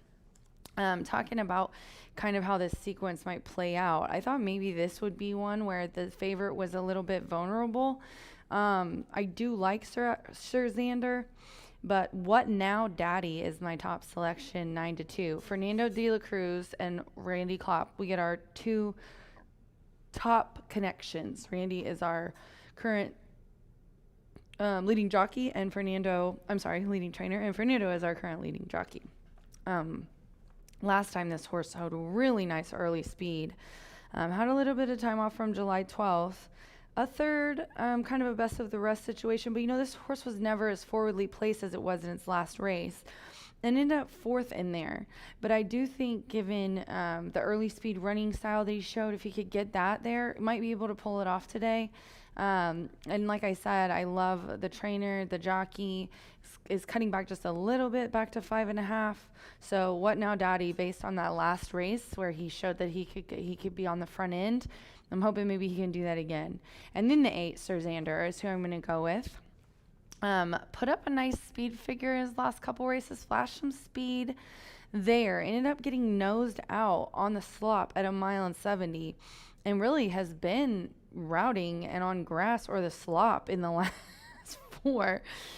Good turf, couple of fast races that came off the turf. I know they wanted to try back on there because that second at 1.16 miles on the dirt was pretty good, but did want to try the turf, tried a couple times, it came off, then they caught the slop, and look at that. He came from far back and ended up second, even after bobbling at the start.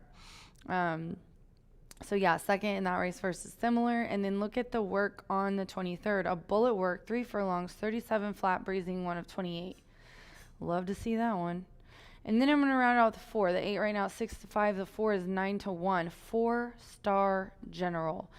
So the debut, this horse comes out on August 12th, and that's the only race that 4-star General has. This is the second lifetime race for Bob Gorham, who is bred, his sister owns, and he trains this 3-year-old gelding, General A-Rod.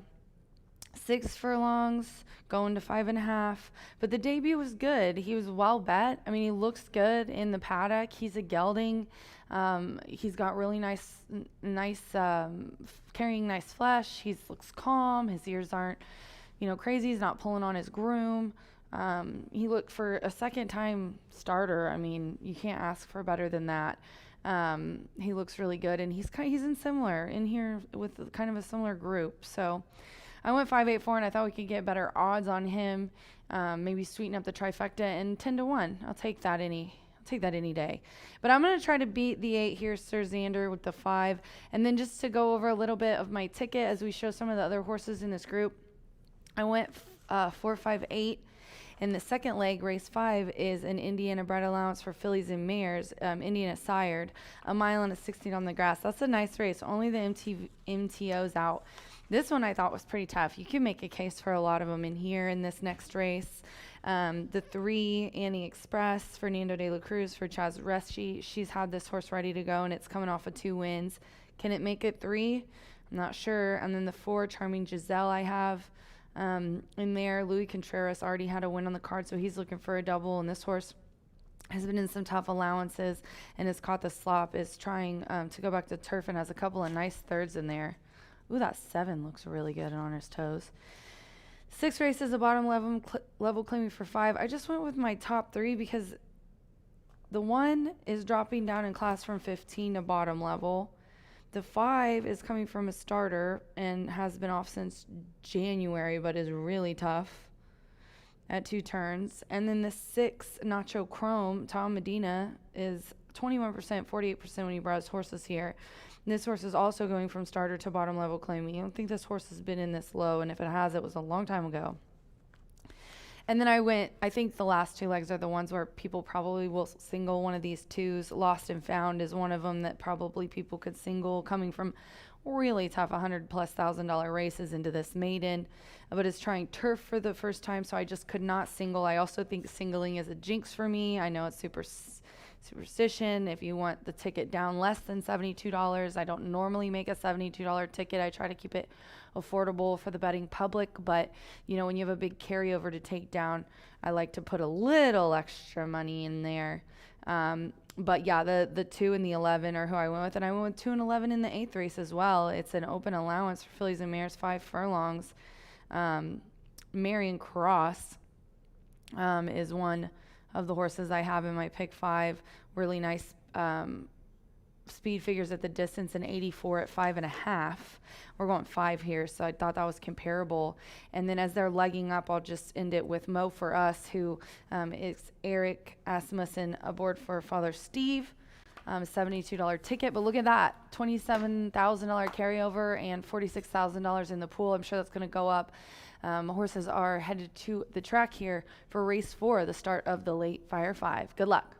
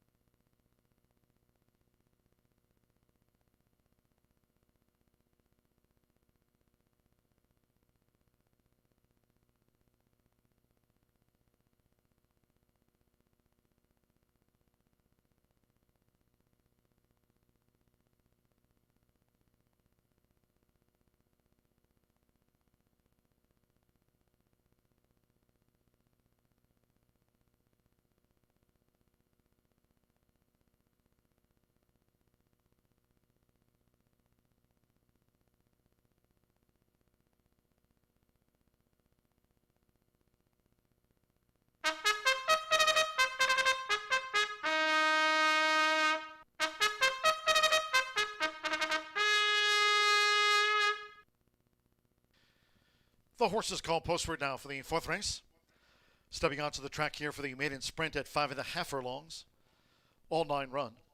No scratches, no jockey changes. Number 2, Gray V, 1 pound over the listed program weight. Exacta, trifecta, superfecta, double pick 3. First of 3 carryovers featured on the card. 50-cent late pick 5 carryover, $27,184. Main track fast, turf course firm. Turf rail this week set at 36 feet. 2 minutes to post time. 2 minutes.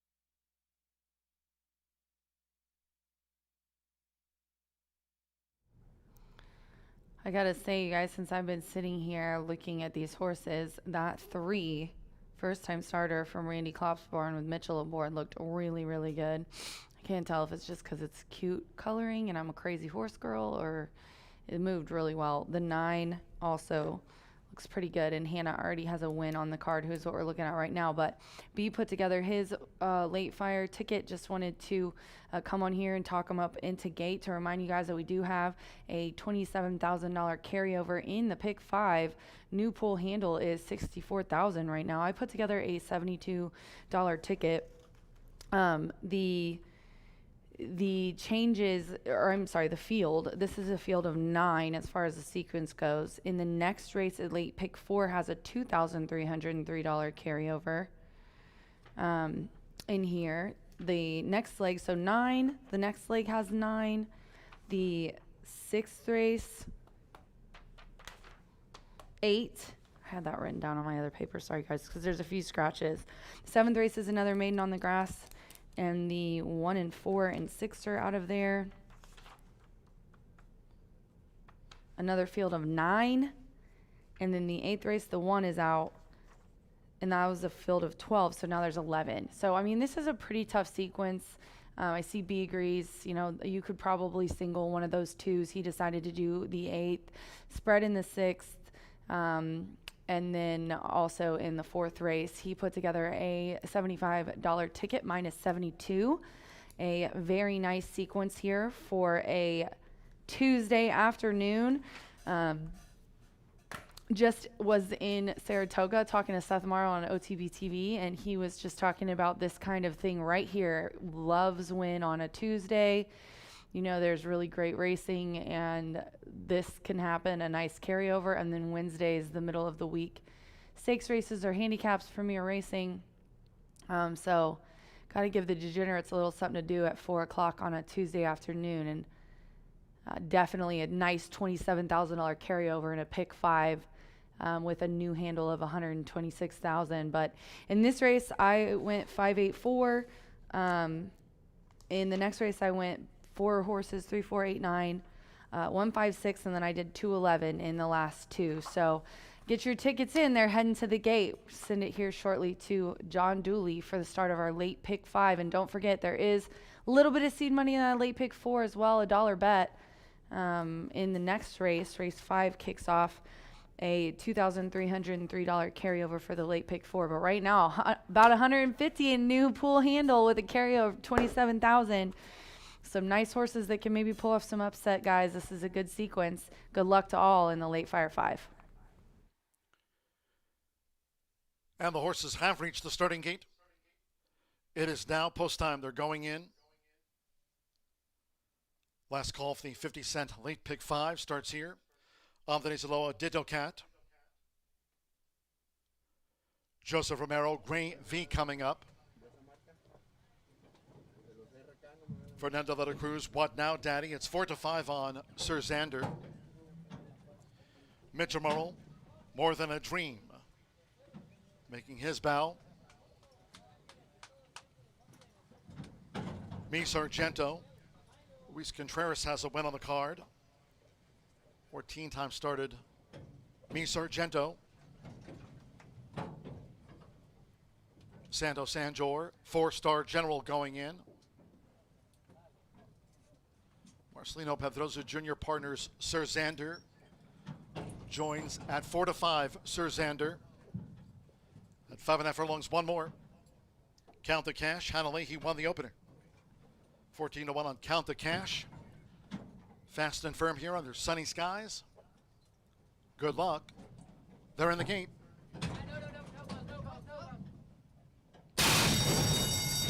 And they're off. 4-star General broke poor. Fast start for What Now Daddy with toward the inside Gray V going for an early attack. It's What Now Daddy and Gray V toward the inside for Joseph Romero. Has taken a short lead from What Now Daddy, who's right there with Gray V dashing past the half-mile pole. Count the Cash is third on the front outside with toward the inside More Than a Dream running in fourth now at the 3.5. And then on the far outside is Sir Xander with toward the inside Ditto Cat as they round the far turn. Farther back in the field too. Between horses, 4-star General with on the outside Running second to last is Mi Sargento, and Star Spangled Image trails the quarter 22.68 seconds under a quarter of a mile to run. What Now Daddy leads these maidens for home. What Now Daddy going down toward the final furlong for Fernando de la Cruz with a 4-length lead. Count the Cash with toward the inside. More Than a Dream. After showing speed, Gravy is dropped back. So Xander charging with 4-Star General moving up between horses. But What Now Daddy is not for the catching. What Now Daddy does it by 7 from 4-Star General, who just holds Star Spangled Image. Sir Xander finished fourth.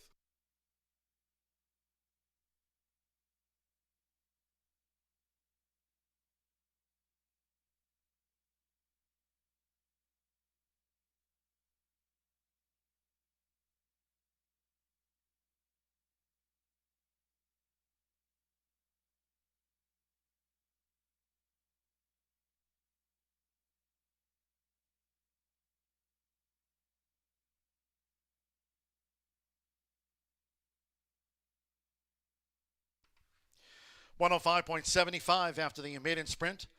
1 minute 5.75 seconds.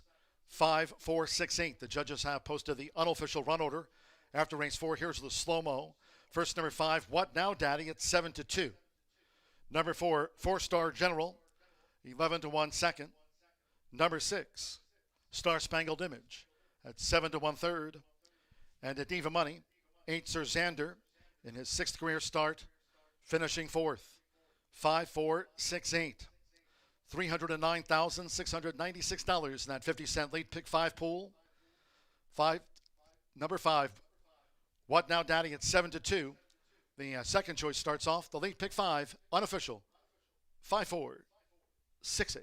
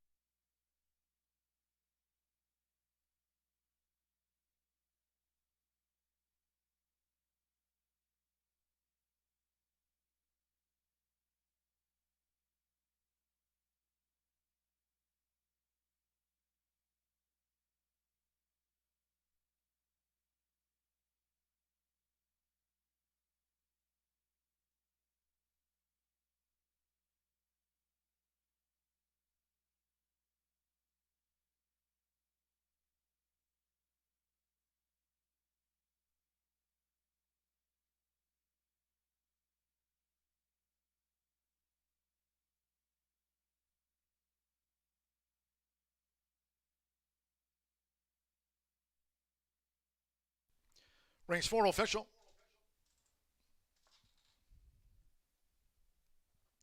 Returning to the Murphy Trailer Sales Winner Circle. Number 5, What Now Daddy. Fernando de la Cruz, the first to 70 wins at the meet. What Now Daddy is a 3-year-old bait gelding by What Now. Out of the Skylord mare, Check Auto Wreck. Randy Klopp trains for Liz Klopp. Getting off the mark in his 6th run. Horseshoe Indianapolis congratulates the winning connections of number 5, What Now Daddy, paid 7-2. Second choice starts that 50-cent late pick 5, $309,696. The late pick 5 pool with a carryover coming up next in the $1 late pick 4 presented by Itoba. 50-cent pick 3, 755, $49.95. The 5-4 exacta, $86. 5-4 650-cent trifecta, $97.80. 5-5 double, $40.20. With Sir Xander 4th, the 10-cent superfecta, 5-4-6-8, paid $45.14. In the maiden, favorite, 4th. All 9 ran, 105.75 seconds. 21 minutes away from race 5. The first of 3 today on the turf course firm. Turf rail at 36 feet. This first Tuesday in September. Carryover in the next one. Scratch the MTO, the 10, She's My Huckleberry. Course firm. Scratch main track only enter, the 10, She's My Huckleberry. Exacta, trifecta, superfecta. Double pick 3. Start to the $1 horseshoe hat trick, all turf pick 3. Races 5, 7, and 8. Start to the $1 late pick 4. presented by Itoba. The late pick 4 carryover stands at $2,303. Post time 4:15.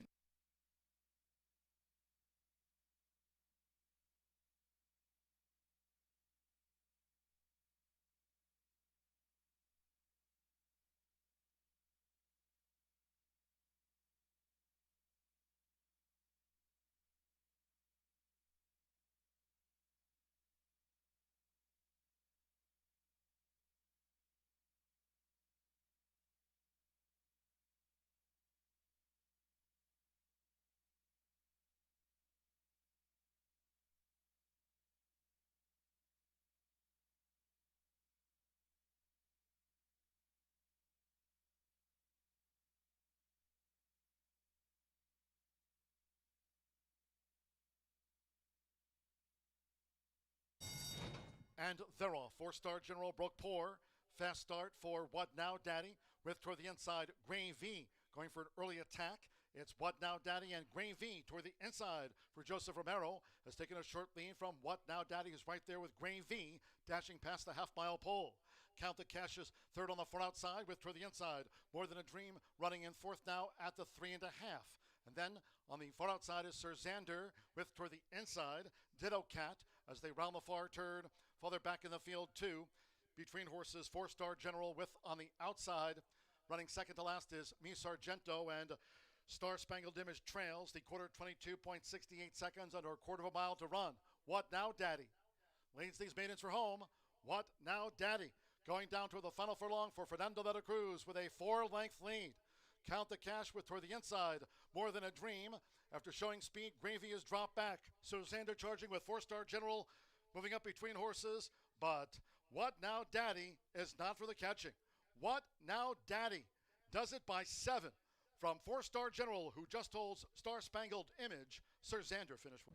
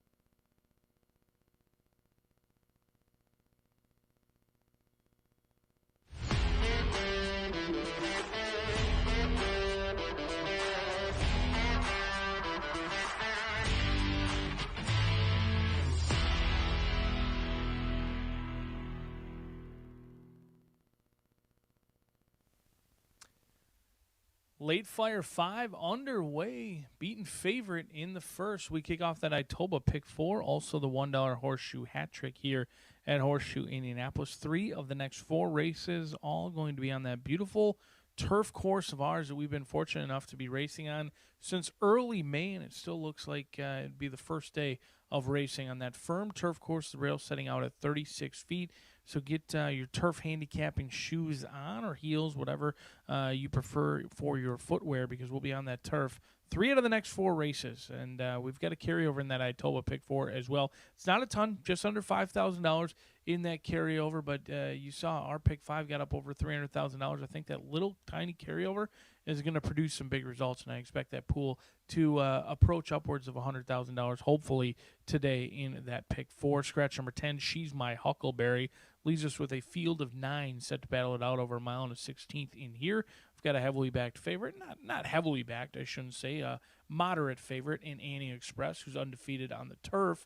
But I'm going to go a different direction in this spot. I'm going to go a completely different direction with number 8, Enchanted Melody. Well, all the action goes to number 3, Enchanted Melody, getting a little bit of love herself. She was 6-1 on the morning line, currently cut in half for KB Thoroughbreds. And this 5-year-old mare, also a perfect 1-for-1 on the turf course. Who knew Indiana breds can go undefeated on the turf course? And I'm sure the connections wish they tried this 5-year-old on the turf much sooner than they did. In fact, it took until start number 24 to get this daughter of Saba on the turf, and she responded in kind. She took over the lead without being asked, not even a drop. I remember Evan Roman sitting like a statue. It was a 1-horse race despite 10 of them going into the gate. It was never not Enchanted Melody's day. She went right to the lead. She did all of it on her own, and she was well held at the top of the lane, and she won by 5 lengths. She was 6-1 that day. I'm hopeful we get somewhere near 6-1 today. I don't believe she needs the lead. She has shown the ability to pass horses both on the dirt and in her turf debut. She sat kindly just off the flank before going right to the lead, all on her own doing. Didn't get to see her walk around here too much down in the paddock, but she appears to be on the toes, on the muscle, looks picture perfect down here in the walking ring. Been given close to about 4 weeks off, and this 5-year-old should be cranked for a good one today. Enchanted Melody, 3-1 off that 6-1 line. We'll see if Enchanted Melody can go 2 for 2 on the turf. But Soul Run, right next door in the starting gate and the saddling enclosure, a perfect 2 for 2 already on the turf. A ton of Indiana breds that happen to fancy racing on the grass. Who would have thunk? But Soul Run looking for a hat trick in here, going 3 for 3 on the turf as Karen Wittig took over from Brian Michael, and those wins were very impressive. Rodney Prescott was aboard. It was last year, both July 3rd and August 3rd. Didn't break very well in either start. In fact, in both starts was dead last, and then came with a big swooshing run. And I don't know if we ever saw the bottom of the tank for Soul Run, at least on the turf. When horses win by open lengths, you never know how much more they had. They were simply much best over both of those groups, and it included going from maiden special weight to the allowance ranks as well. One of the biggest jumps in the class, in my opinion. And this horse put together 2 back-to-back very impressive performances. I'm not a big buyer speed figure person. His horse is unlikely to go off one of the favorites despite being 2 for 2, because the buyers did come back 49 and 58. They're light. However, buyers, in my opinion, I don't pay attention to them, frankly, at all. They mean nothing in my handicapping or my analysis. I know some very smart people that do use them and do utilize them, but when Soul Run wins the way they did for this 4-year-old filly, impressively under wraps, going from last to first and closing into fractions like 114.22, those are New York-type fractions, going 7.5 furlongs here at Horseshoe Indianapolis. So any horse that can go from last to first under 114 through 3 quarters has my attention, and that's the case in here with Soul Run. Could be any sort in here. Alex Ashard going to be aboard, second start off the layoff, second time out for Karen Wittig.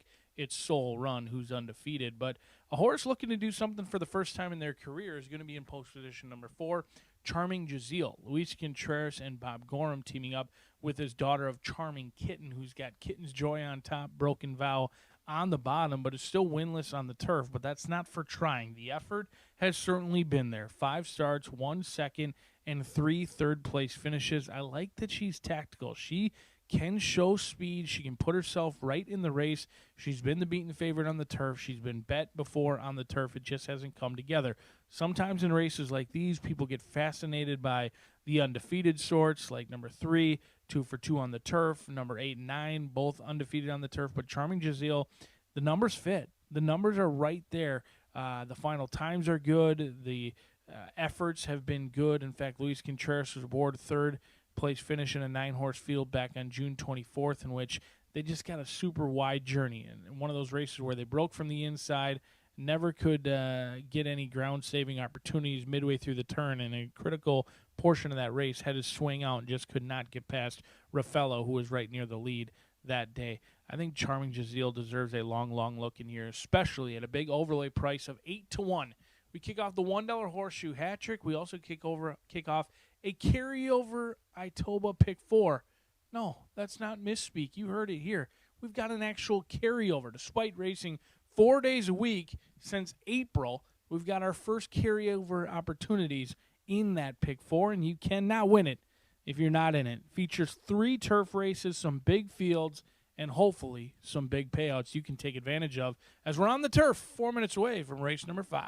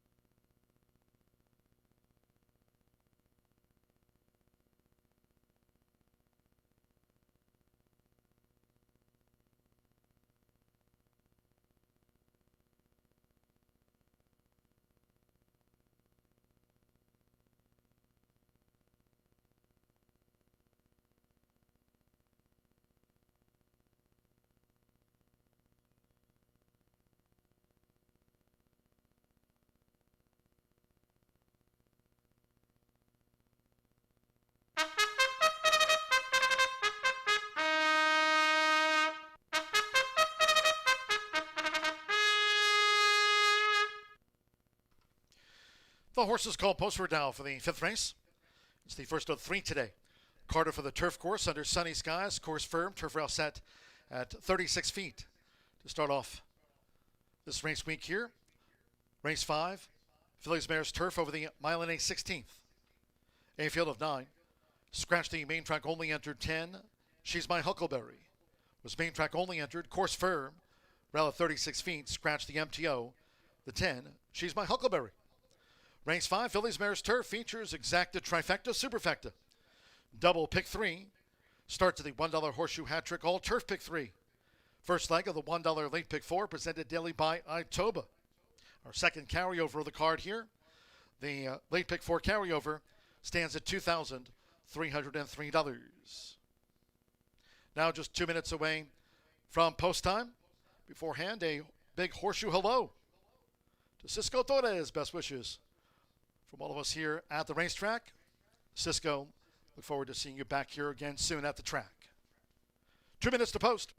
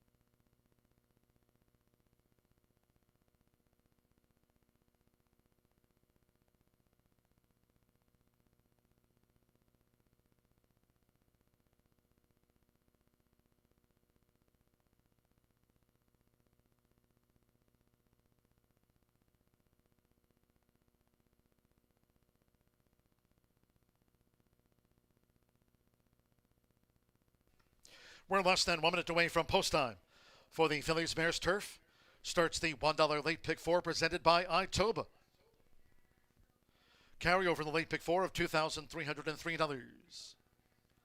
Firm and fast. You have less than 1 minute.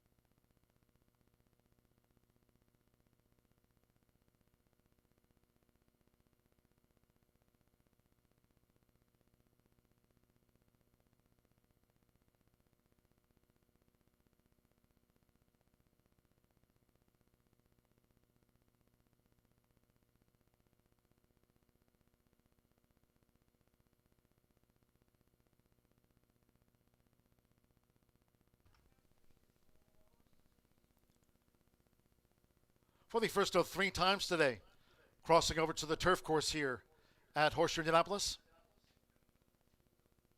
Approaching the gate.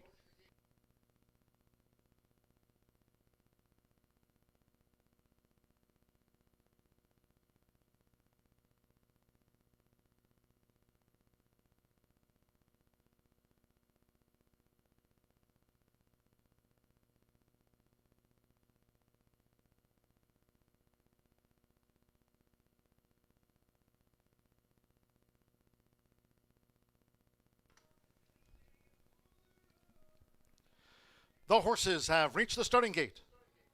It is now post time.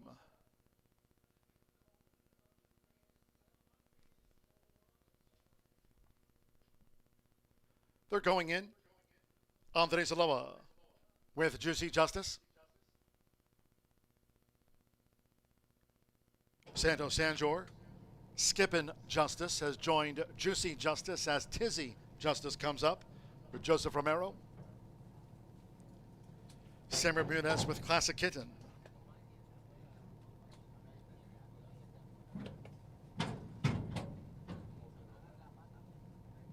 Jose Gutierrez, Amazingness. Any Express into the starting gate will be a double for Fernando de la Cruz.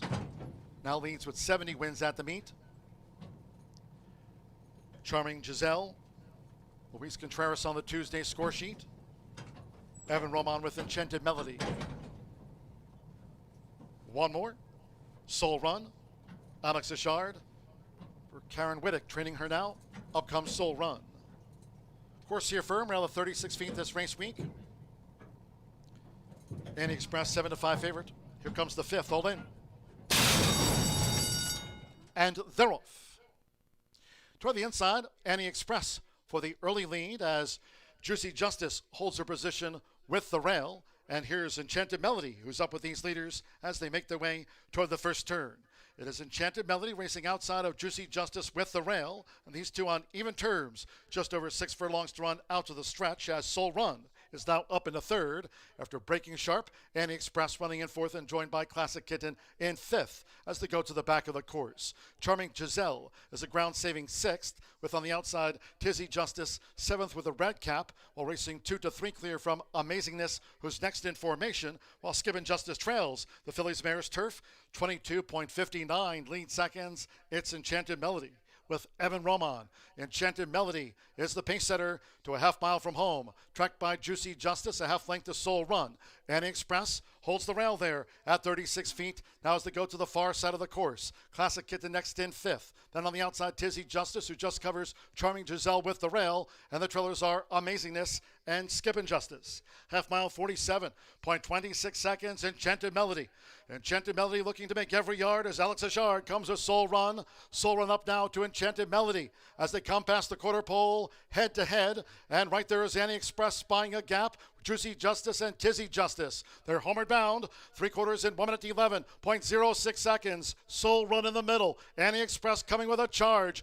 Toward the inside, Enchanted Melody has dropped back from her early efforts. It's Annie Express with Fernando de la Cruz. She asserts well inside the final half furlong. 1-2 favorite. Annie Express going away by 6. Soul Run was the runner-up, Charming Giselle third, and then Classic Kitten with Juicy Justice, Amazingness, Skippin' Justice, Enchanted Melody dropped right away, and Tizzy Justice trailed home.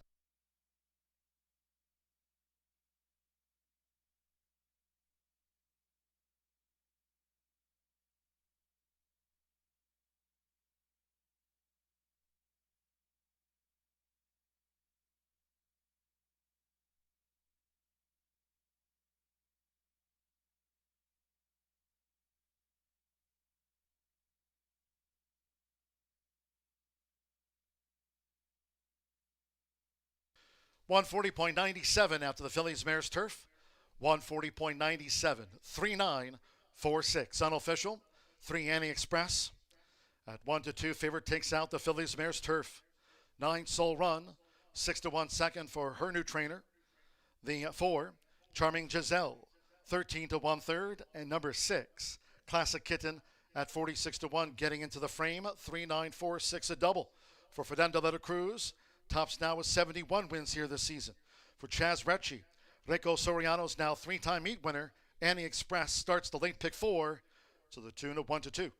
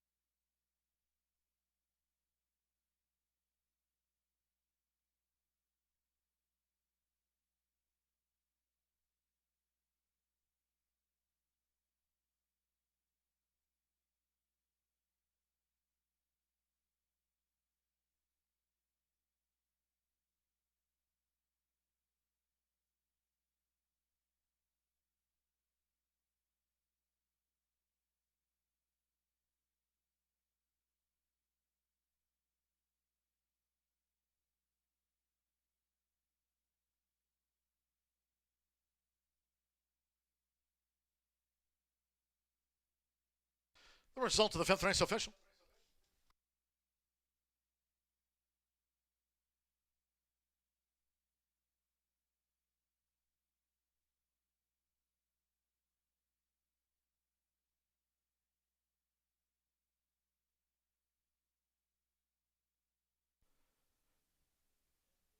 In the Murphy Trailer Sales winner's circle, number 3, it's a 3-timer at the meet for Annie Express. Riding double for Fernando de la Cruz. Annie Express is a 3-year-old Grey Roan filly by Unbridled Express out of Educating by Lucid Quality. Chaz Recchi trains for Raquel Soriano. Horseshoe Indianapolis congratulates the winning connections of Annie Express for her 3rd win of the meet. Results in after the Phillies Mares Turf. 3-9 exacta, $14.40. 50-cent trifecta, 3-9-4, $20.40. 5-3 double paid, $27 even. The Classic Kitten 4th. The 10-cent superfecta, 3-9-4-6. for the 10-cent superfecta result. Return $50.34. 50-cent pick 3 on races 3, 4, and 5, and even $24. The $1 early pick 4 starts daily on the seconds of the day, $216.20. Results in on the 50-cent early pick 5. There it is, 5 of 5, $160.75. The Phillies Mares Turf, the 10 was a non-runner. The main track only entered favorite first. 9 ran, 140.97 after the running of race 5. Race 6 next on the docket. Race 6, scratch 2, Scenic Justice. 7, Face Value, and 10, That's Life. Scratch the 2, 7, and the 10. Number 4, Load Justice, the jockey, James Elliott. James Elliott will ride number 4, Load 'em Up Justice. Exacta Trifecta Superfecta. Here's the first 10-cent Grand High 5. Pentafecta wagering featured here on race 6. Double pick 3. Post time will be at 4:45. Just to remind all Horseshoe Indianapolis race goers, next live race card here will be on Wednesday, Thursday, and an added Friday card this week. Wednesday, Thursday, and this Friday post time, 2:10. No live racing here Saturday nor Sunday this weekend.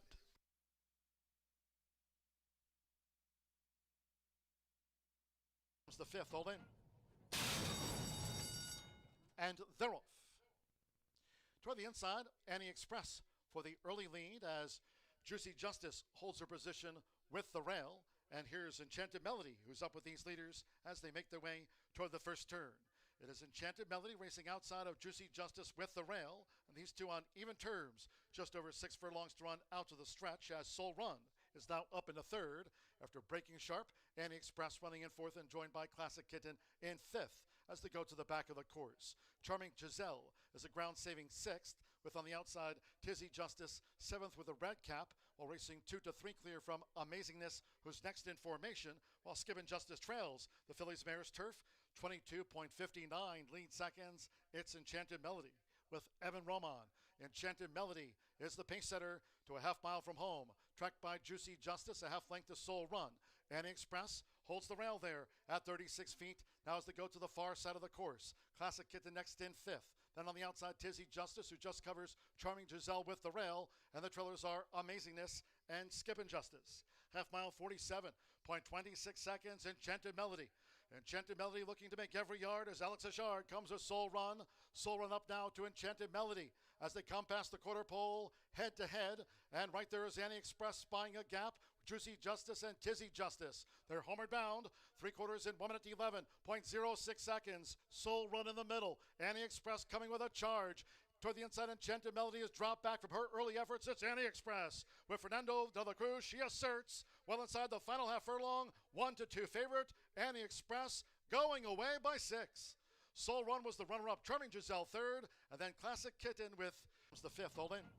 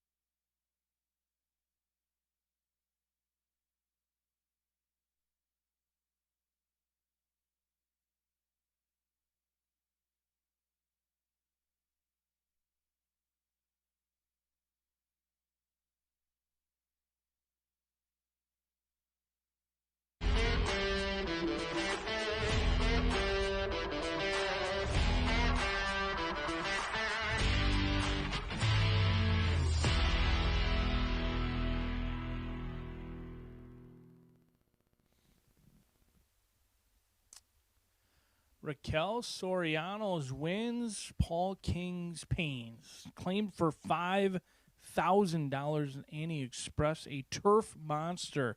3 allowance victories, almost $80,000 in earnings since claimed for $5,000. A huge win for the Soriano gang.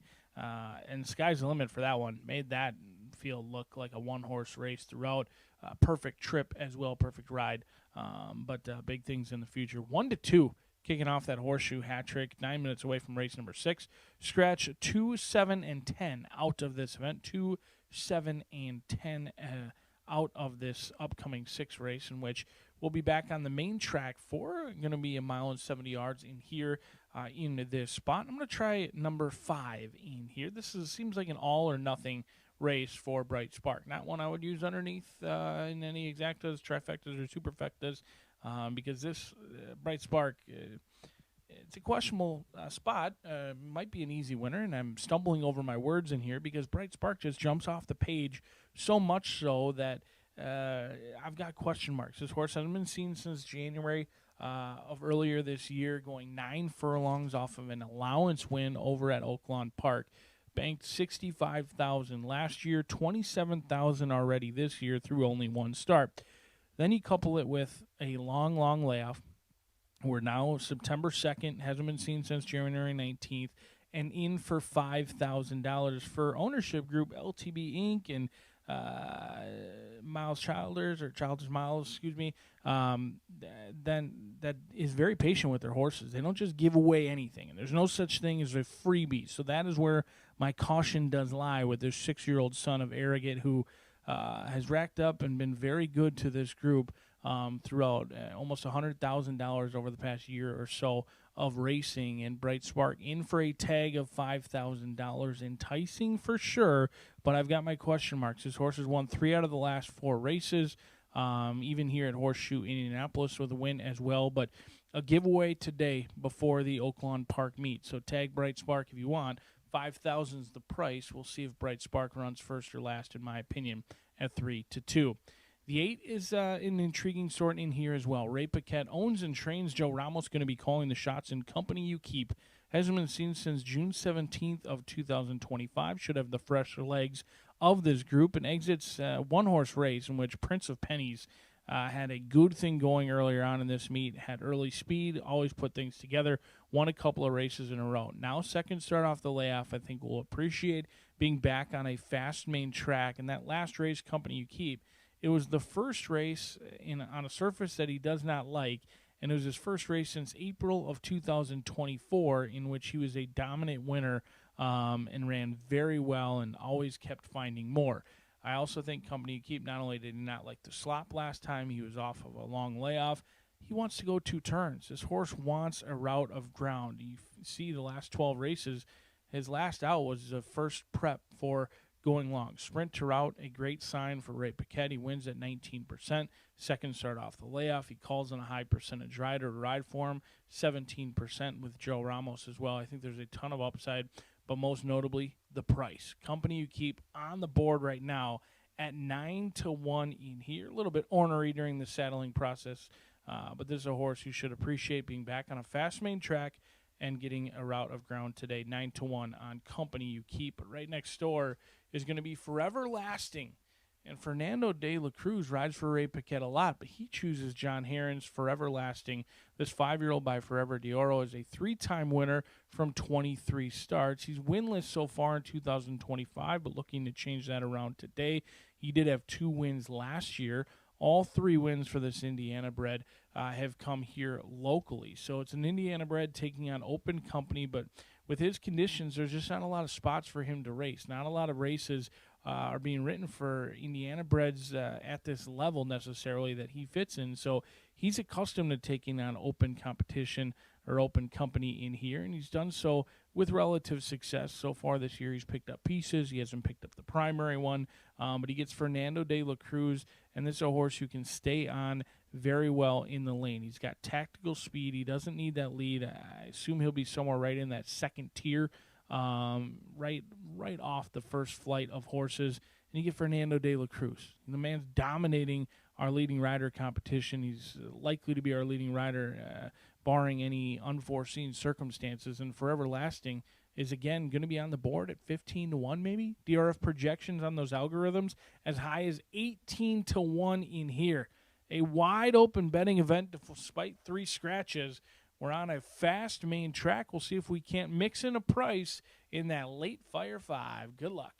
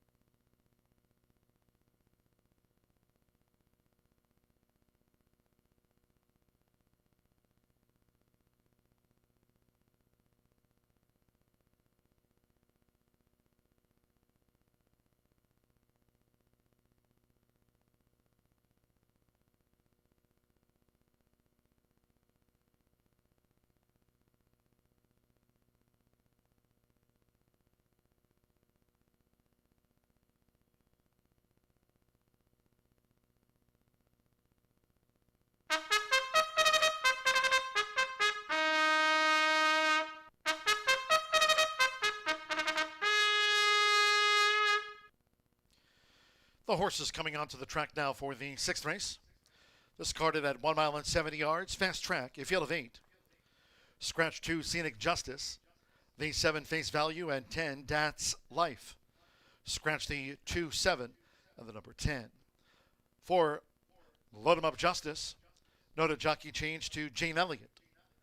Jane Elliott here partners the 3-time winner, the 4, Load 'em Up Justice. Exacta Trifecta Superfecta. The 10-cent Grand High 5 Pentafecta wagering featured for the first time today. Double pick 3. 2 minutes to post time. 2 minutes.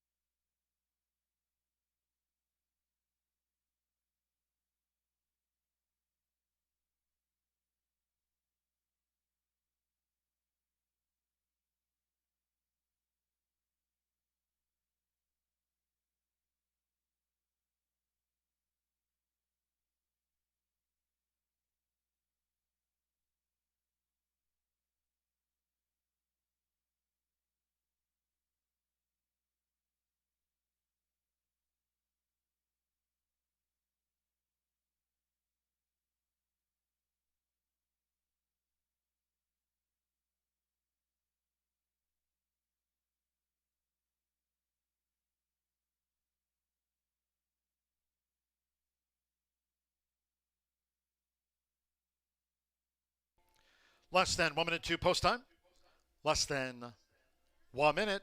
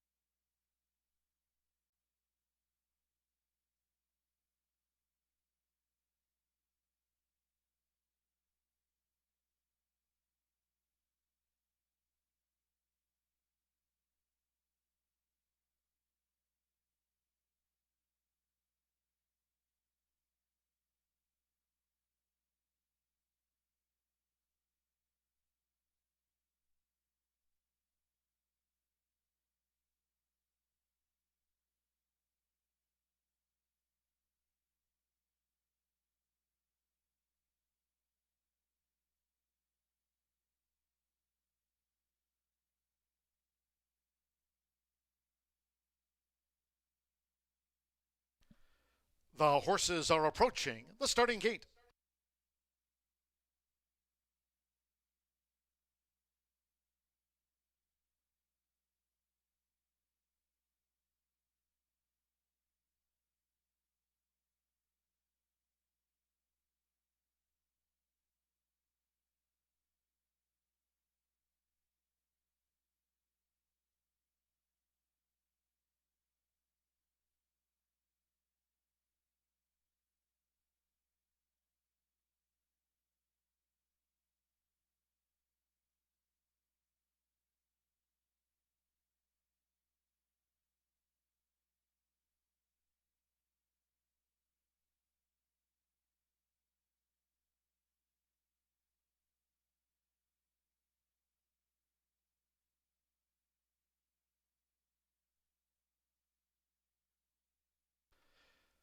The horses have reached the starting gate.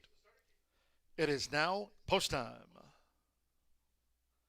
Alberto Burgos, Nacho Chrome being led up. Jose Gutierrez, Tapakina. Joins Nacho Chrome. Joe Ramos with Company You Keep. Orlando Mexico with Mansfield Tiger.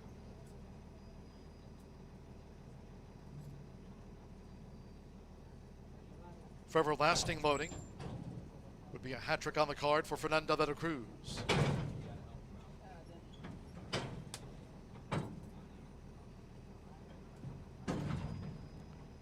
Bright Spark 4-5 favorite. 7-2 on Tapakina already in the gate. 5-1 on Nacho Chrome. 13-1 Mansfield Tiger. Mansfield Tiger's gone all in. Jane Elliott partners Load 'em Up Justice.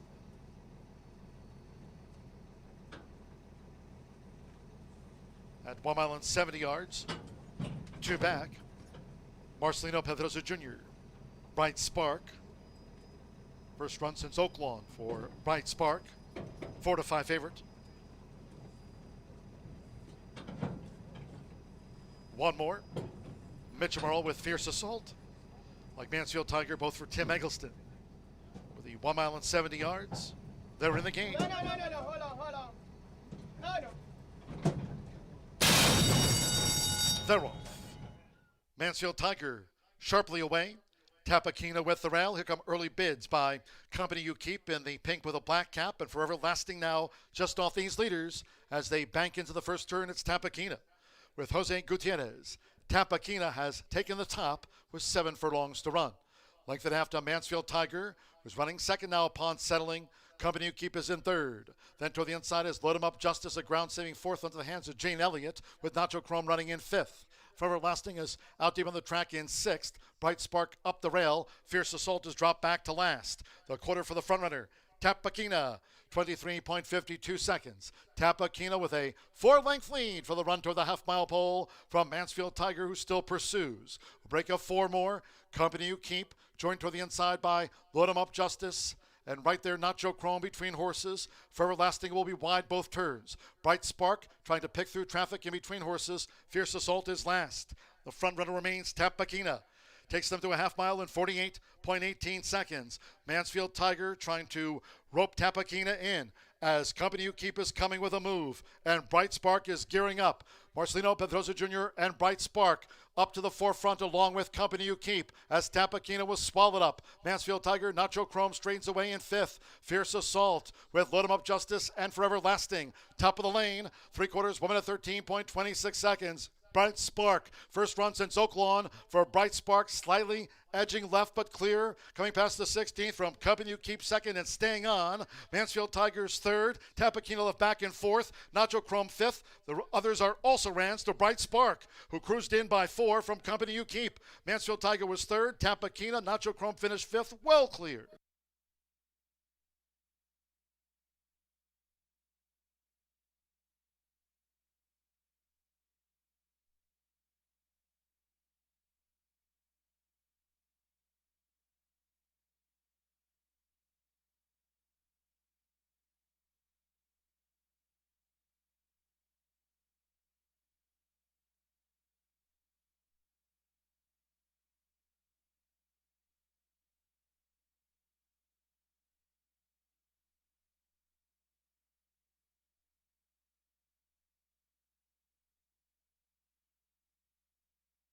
$142.27, 5-8, 3-1, and the 6 runs fifth for the Pentafecta featured here. 5 Bright Spark at 1-5 first, 8 Company You Keep, 10-1 on the runner-up. 3 Mansfield Tiger, 22-1 odds third.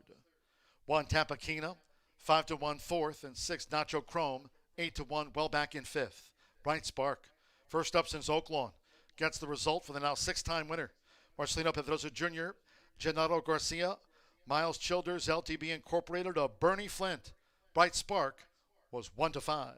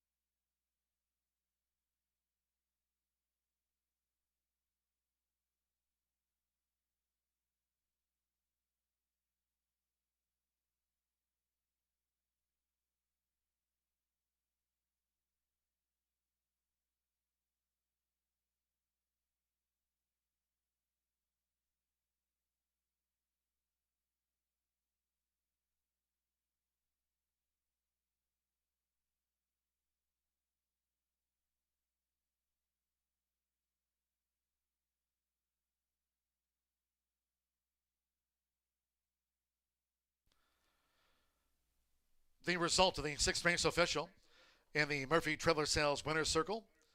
Number 5, Bright Spark with Marcelino Pedrosa Jr. Bright Spark is a 6-year-old big gelding by Arrogate. And the Jumpstart mare, Disco Chick, the now 6-time winner, is trained by Gennaro Garcia for Miles Childers and Bernie Flint's LTB Incorporated. Horseshoe Indianapolis congratulates the winning connections of this veteran. Bright Spark was the odds-on favorite. The 50-cent pick 3 paid $9.45. 10-cent Pentafecta, $32.19. Nacho Chrome ran 5th.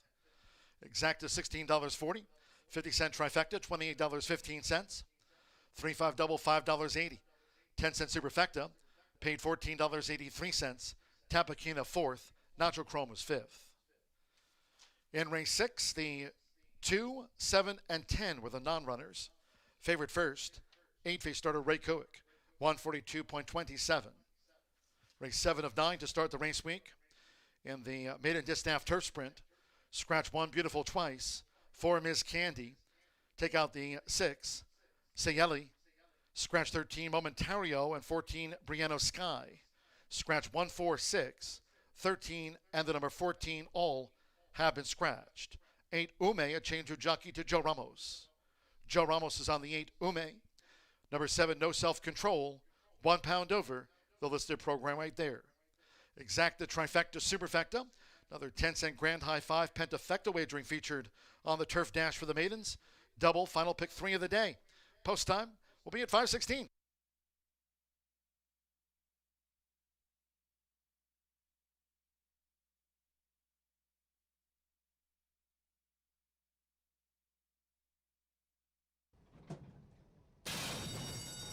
They're off.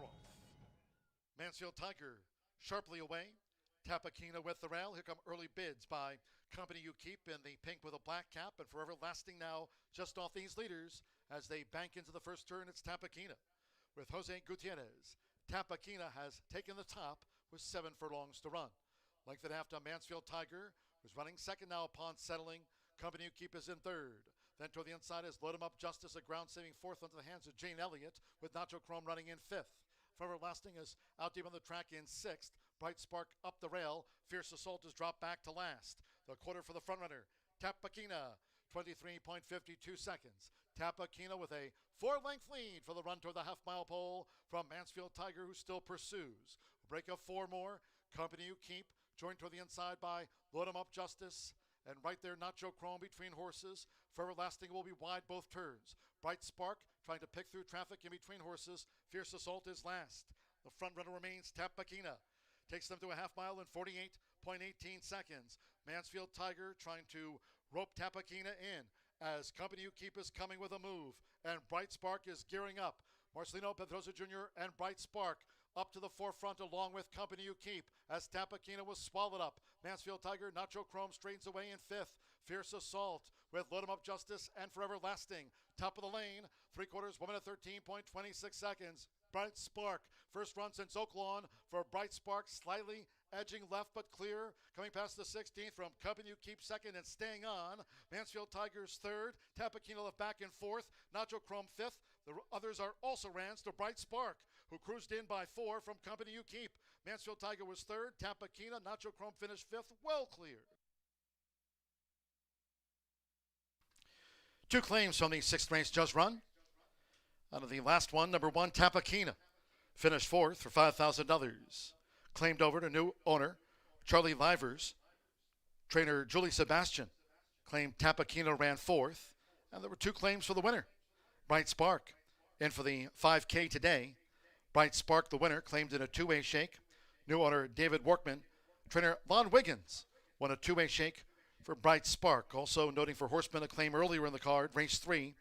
From the 3rd race, Galpin Sunday was a $25,000 claim over to Gennaro Garcia, Bruce and Lori Murphy. That claim, Galpin Sunday, out of race 3 for $25K.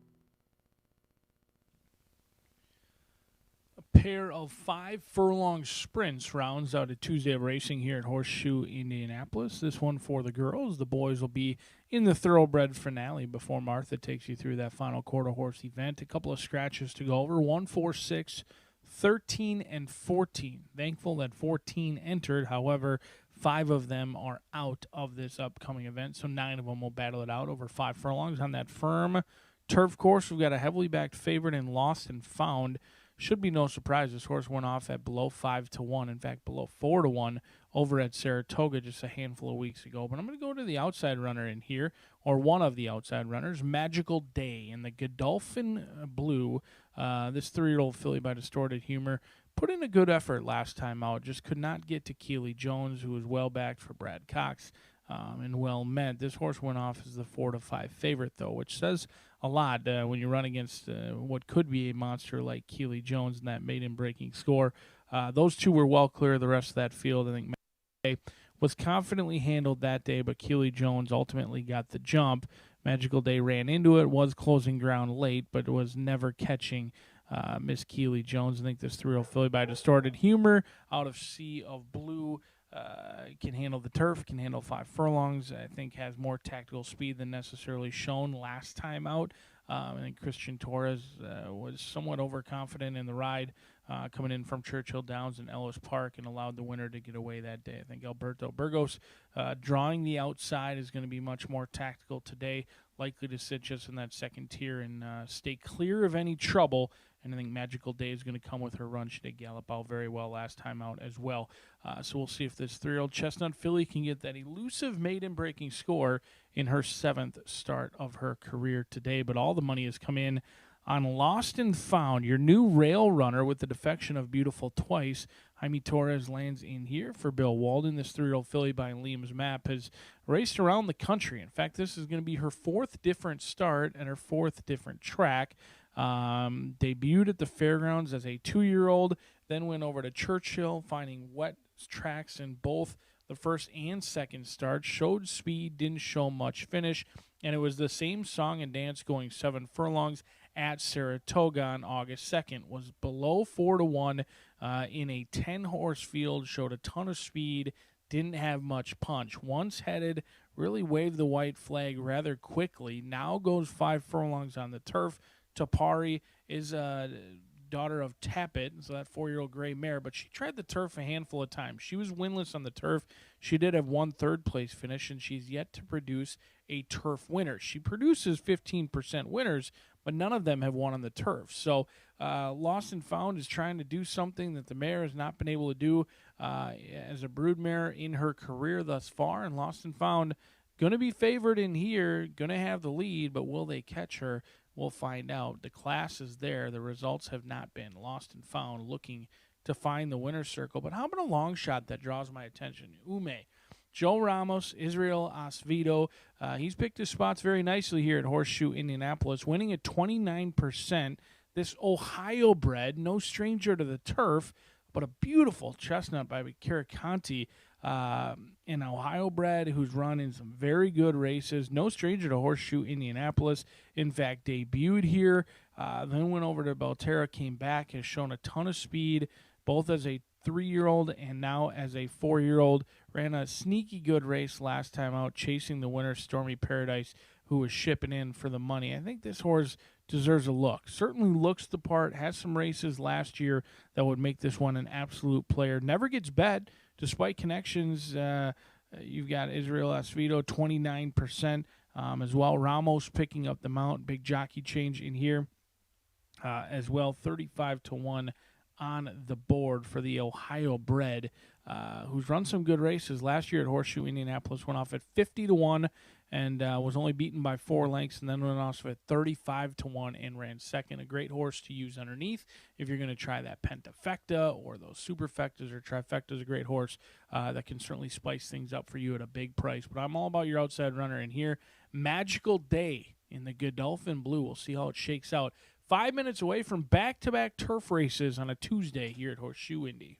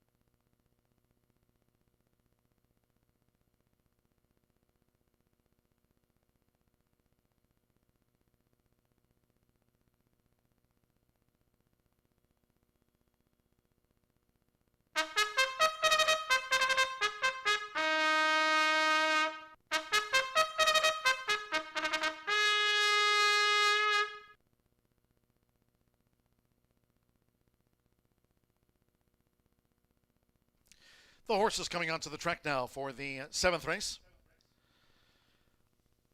This maiden distaff turf sprint over the 5 furlongs, course firm rail of 36 feet, 9 of them run.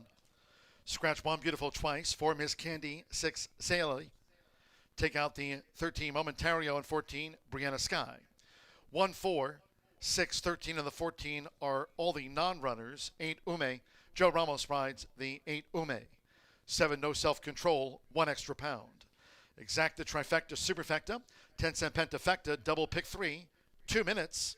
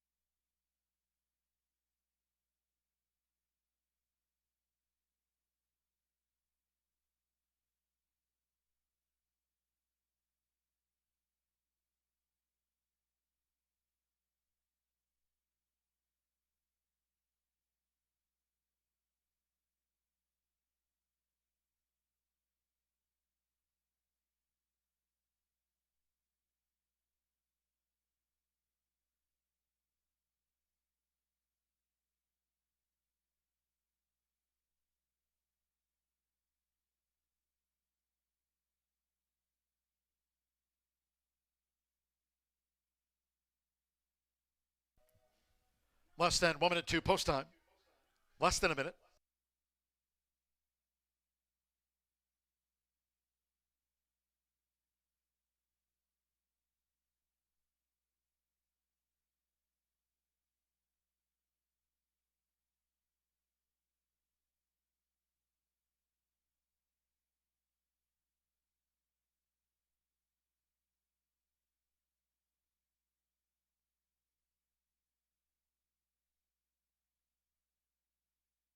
The horses are approaching the starting gate.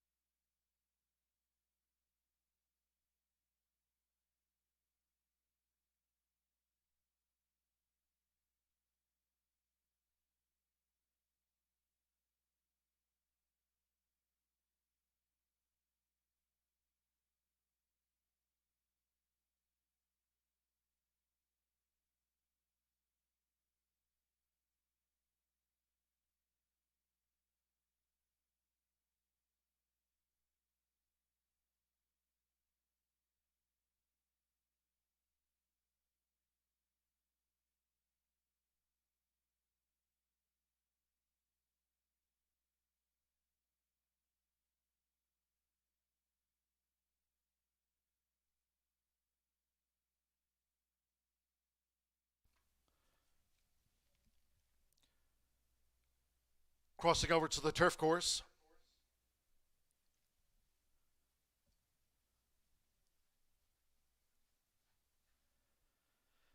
The fillies and mare arriving out the gate. It is now post time.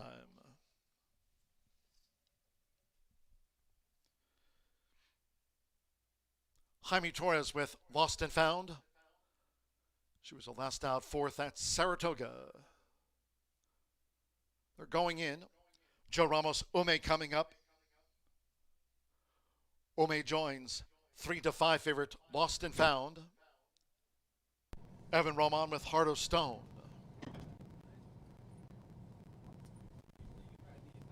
Jane Elliott with Dear Scarlet. Eric Asmussen, Kiss and Riches. Royal Blue with the white halves and a white cap, Kiss and Riches. The Hall of Famer Silks. Mitch Murrell with Lindy Can loading.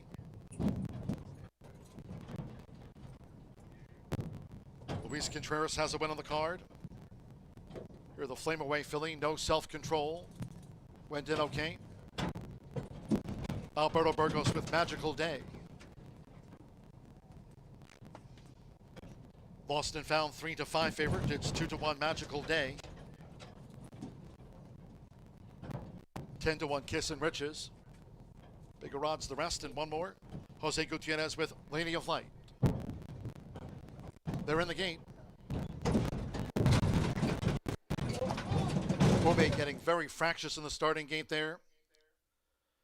So Joe Ramos is out of harm's way. Starter Ray Cook and his crew going over to the filly Ume.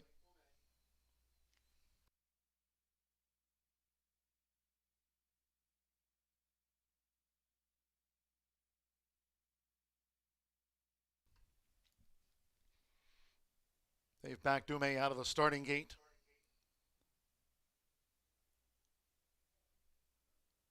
With the track veterinarian right there on scene. She's been okayed to reload and run. Joe Ramos back on board. Ume. Lost and Found, 3-5 favorite. All in. Robert sprinting. Fast starts for No Self-Control, and Ume, who was fractious in the starting gate, showing good speed. And right there, here's Lindy Can going for a blitz. And on the outside is Lady of Light up with these leaders. It's Lindy Can. Went to the front for Mitchell Murrell. Lady of Light right there second on the outside. After a sharp start, No Self-Control running in third. Magical Day in the Royal Blue fourth. Ume is in fifth as they make their way toward the far turn. Then comes Heart of Stone with Lost and Found, Kiss and Riches. And Dear Scarlet has dropped back to last. Blazing the trail around the far turn, 21.49 lead seconds. It's Lindy Can at 19-1 past the quarter pole. From on the outside, Lady of Light who looms up. Magical Day closing into these splits. No Self-Control near the rail. We come back then to Heart of Stone, and Lost and Found is next. One furlong to go. Lindy Can trying to. Lindy Can is in front here by two from Magical Day, who's coming with a charge. And on the outside, Lost and Found. She's mustering a late rally for Jaime Torres. Here she comes. Lost and Found right over the top. Beats Magical Day and Lindy Can. Fourth is a photo. Heart of Stone with No Self-Control. Kissin' Rich's Dear Scarlet up the course to Ume, and Lady of Light tailed off.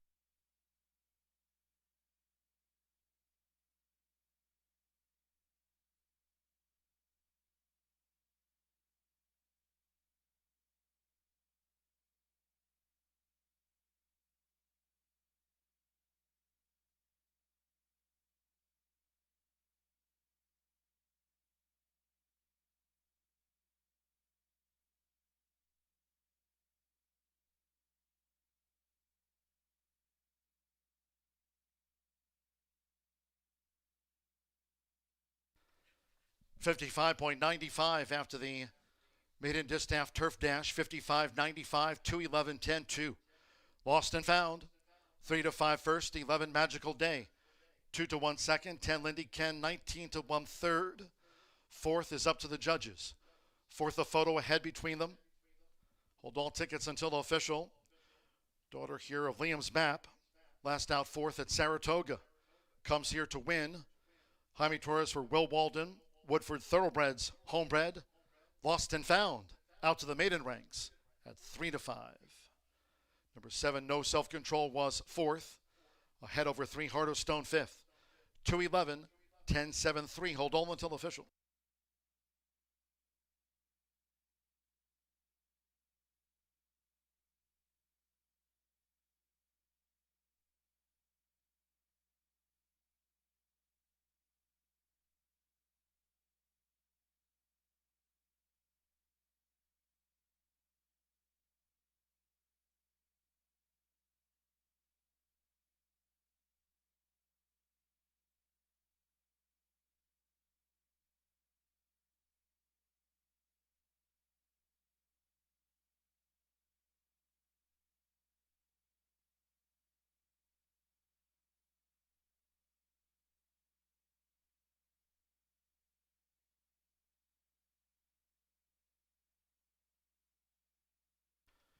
Rank 7 official.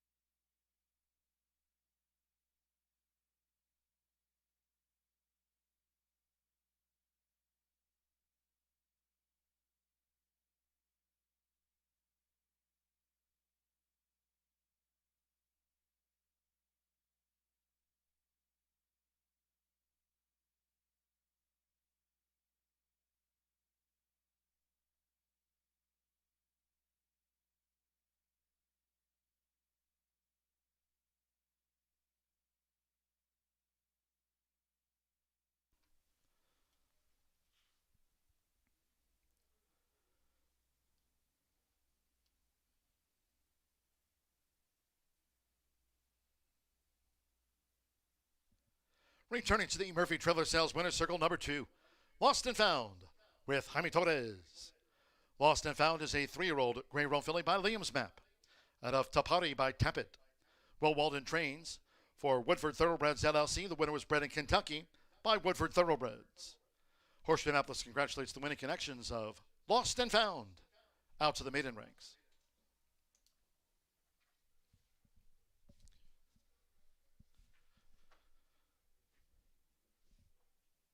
The 50-cent pick 3 paid $2.70. 10-cent Pentafecta, $136.51. 211 Exacta, $6.80. 50-cent Trifecta, $11.90. 5-2 double, $5.20, and the 10-cent Superfecta paid $8.84. No Self-Control was fourth by a head over Heart of Stone, fifth. 211, 10-7, 3. 55.95 in the maiden distaff turf sprint. 1-4. 6-13 of the 14 were the non-runners. Favored first, 9 ran. A couple more to go, 19 minutes away from race 8. Another distaff turf sprint. Scratch the 1 Stormy Paradise. Number 1 Stormy Paradise has been scratched. Exacta, Trifecta, Superfecta, 10-cent Pentafecta. Start to the late double. Noting in the 9th, Quarter Horse Maiden to close out the card over the 300 yards. Fast Track in the finale. Scratch the also eligibles. 11 Cartel's Kryptonite. 12 Bougie Blood. 13 the Magic Dragon Lady. That's in the 9th, a Quarter Horse Maiden. Scratch the also eligibles 11, 12, and 13. 10 HF Just My Hero. Danny Martinez rides 10 HF Just My Hero. Number 5 Perry's Secret Gold is 2 pounds over the assigned program weight. Noting in the 9th race, one more carryover on the card. 9th race, that quarter horse maiden features the 10-cent quarter horse Grand High 5 carryover of $2,632. That quarter horse Pentafecta featured on the 9th. Firm and fast, post time 5:47.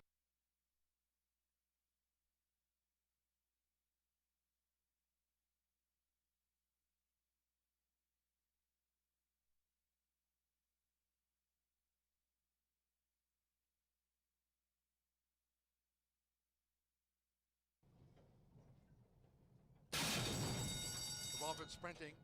Fast starts for No Self-Control and Ume, who was fractious in the starting gate, showing good speed. And right there, here's Lindy Can going for a blitz. And on the outside is Lady of Light up with these leaders. It's Lindy Can. Went to the front for Mitchell Merrill. Lady of Light right there second on the outside. After a sharp start, No Self-Control running in third. Magical Day in the Royal Blue fourth. Ume is in fifth as they make their way toward the far turn. Then comes Heart of Stone with Lost and Found, Kiss and Riches. And Dear Scarlet has dropped back to last. Blazing the trail around the far turn, 21.49 lead seconds. It's Lindy Can at 19-1 past the quarter pole. From on the outside, Lady of Light who looms up. Magical Day closing into these splits. No Self-Control near the rail. We come back then to Heart of Stone, and Lost and Found is next. 1 furlong to go. Lindy Can trying to. Lindy Can is in front here by 2 from Magical Day, who's coming with a charge. And on the outside, Lost and Found. She's mustering a late rally for Jaime Torres. Here she comes. Lost and Found right over the top. Beats Magical Day and Lindy Can. Fourth is a photo. Heart of Stone with No Self-Control.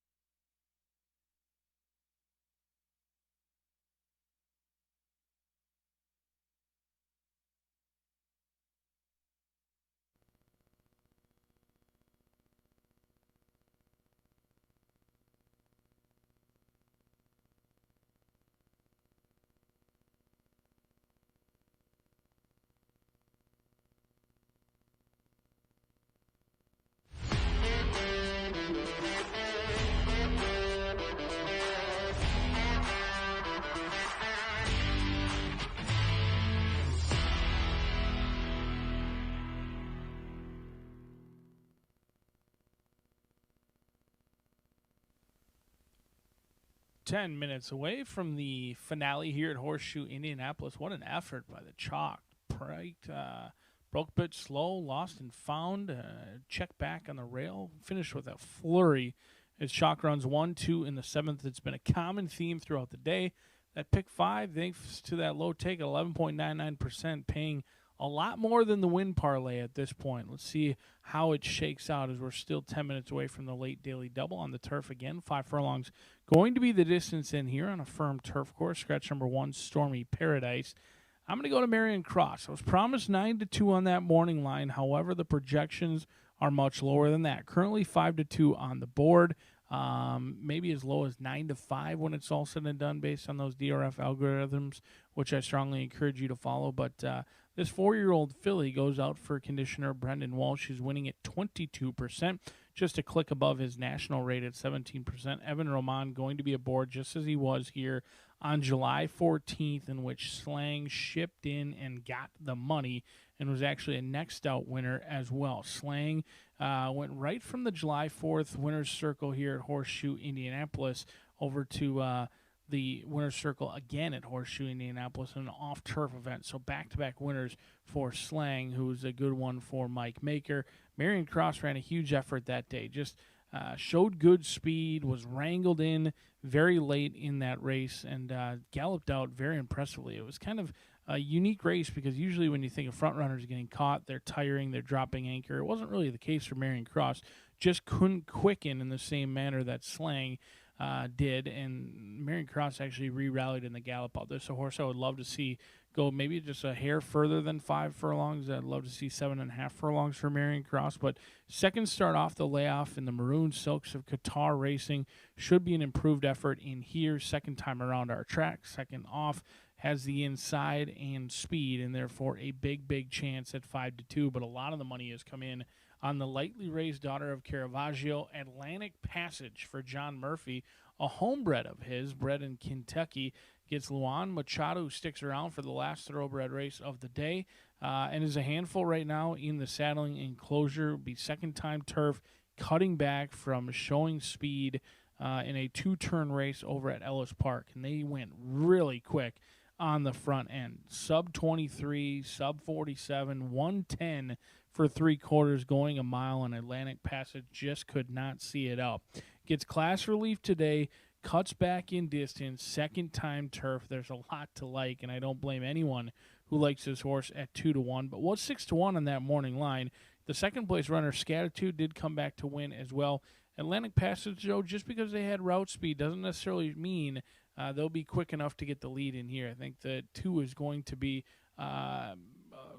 quite a bit quicker than Atlantic Passage. We'll see how it plays out. This is a horse who came from off the pace to win very impressively on debut in an off-turf event, and this 3-year-old filly is beautiful. The way Atlantic Passage has turned out, ultra sharp, not an ounce of fat on Atlantic Passage. Rudy Brissett and his team have done an awesome job with this 3-year-old filly who gets back to the location in which she won. However, it was on the dirt. We'll see if Atlantic Passage, second time on the turf, can improve today. Lightly raced daughter, and she wins the beauty contest down here in the walking ring. We'll see if she wins the one that gives out the checks. 2-1 as the horse to beat, but maybe the horse to bet could be on the outside in Midnight Grind. Santos Sanger and Michael Ewing with this 6-year-old mare looking for the 4th win of the career of this one. It hasn't been seen since 2024. In fact, October 10th, 2024, lost to Rip Around, who is ultra quick, and back then our turf course was a freeway. It was actually on a double carryover day as well. You couldn't pass on our turf course, and Rip Around and Girls Are Tougher ran 1-2 all the way around the racetrack. Midnight Grind chased admirably but could never catch. Does have a win on our turf. Also, all 3 victories came going 5 furlongs. First start off the layoff could be a good one. She ran very well at Belterra off the layoff last year. She won 2 out of her first 3 races. She looks the part in here. They've been patient with this 6-year-old mare. She's been working out consistently since June 17th. She hasn't missed a beat in that time, and I think Midnight Grind deserves a long look at a huge price. 17-1 on the board for a horse who should be just in that second flight off of what projects to be a hot pace in here. The bettors have settled in on the 2 and the 3, and frankly, the computers and the players alike have not been wrong all day long. We'll see if that trend continues or if we get an upset in the making heading out to the turf course. This one brings the girls onto the track. 5 furlongs the distance. It's your late daily double opportunity on a Tuesday here at Horseshoe Indianapolis. Don't forget, live racing returns Wednesday through Friday. We're going to be running on Friday because we did not run on Monday, so Wednesday through Friday. First post, 2:10. See you all tomorrow.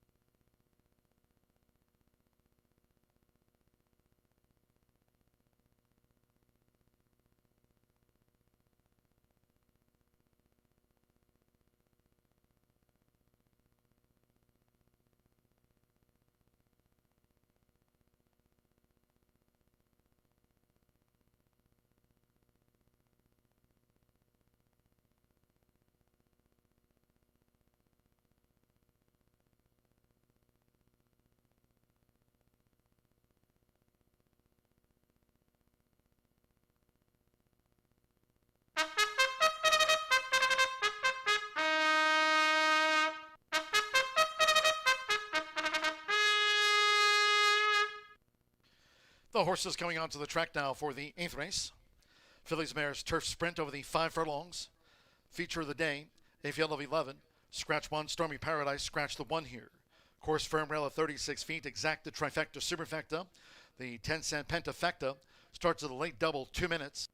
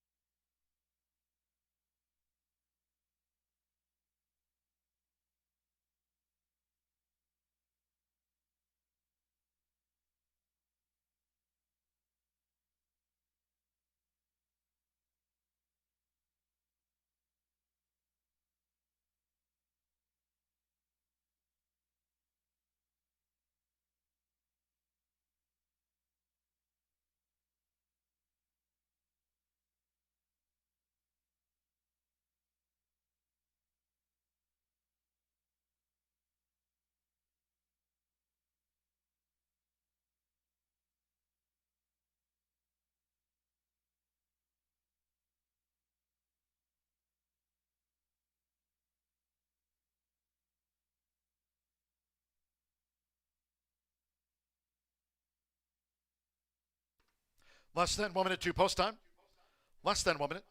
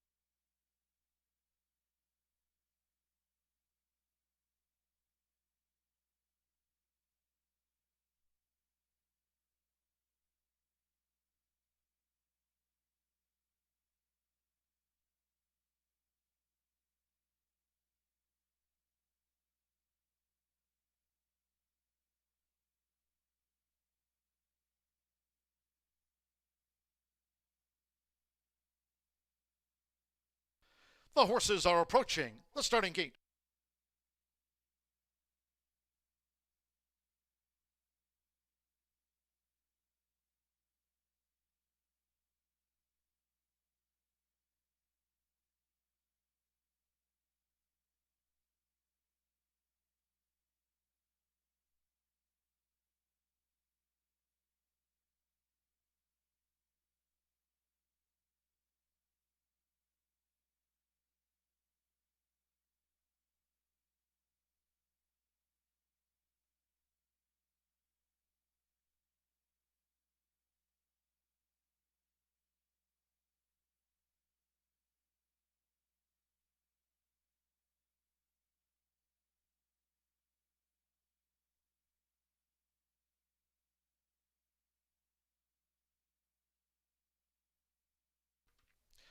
The fillies and mares crossing over to the turf course for a final time today on final approach.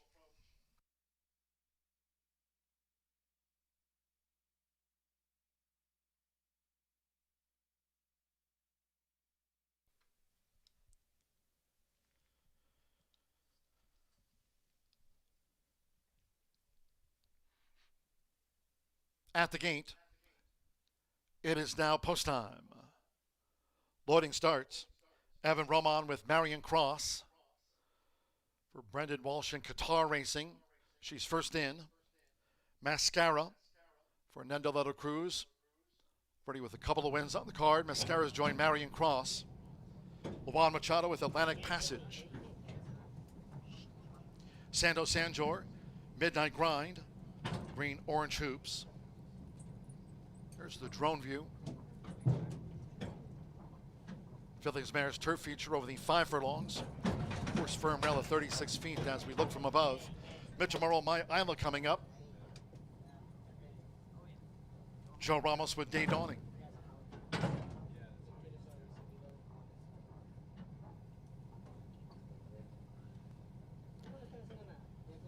Against Stormy Mare, here's Sarissa. Atlantic Passage just reared up in the gate.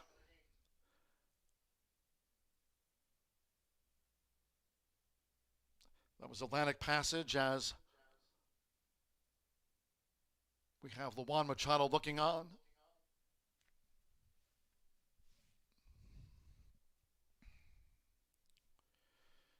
Right now, a 2-1 favorite. Atlantic Passage was fractious in the starting gate, and she's been backed out.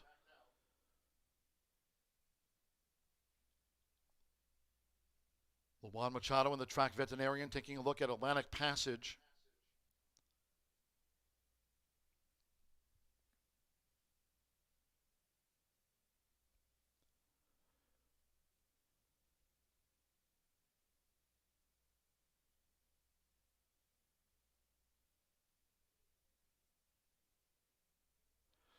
She's been okay to reload and run.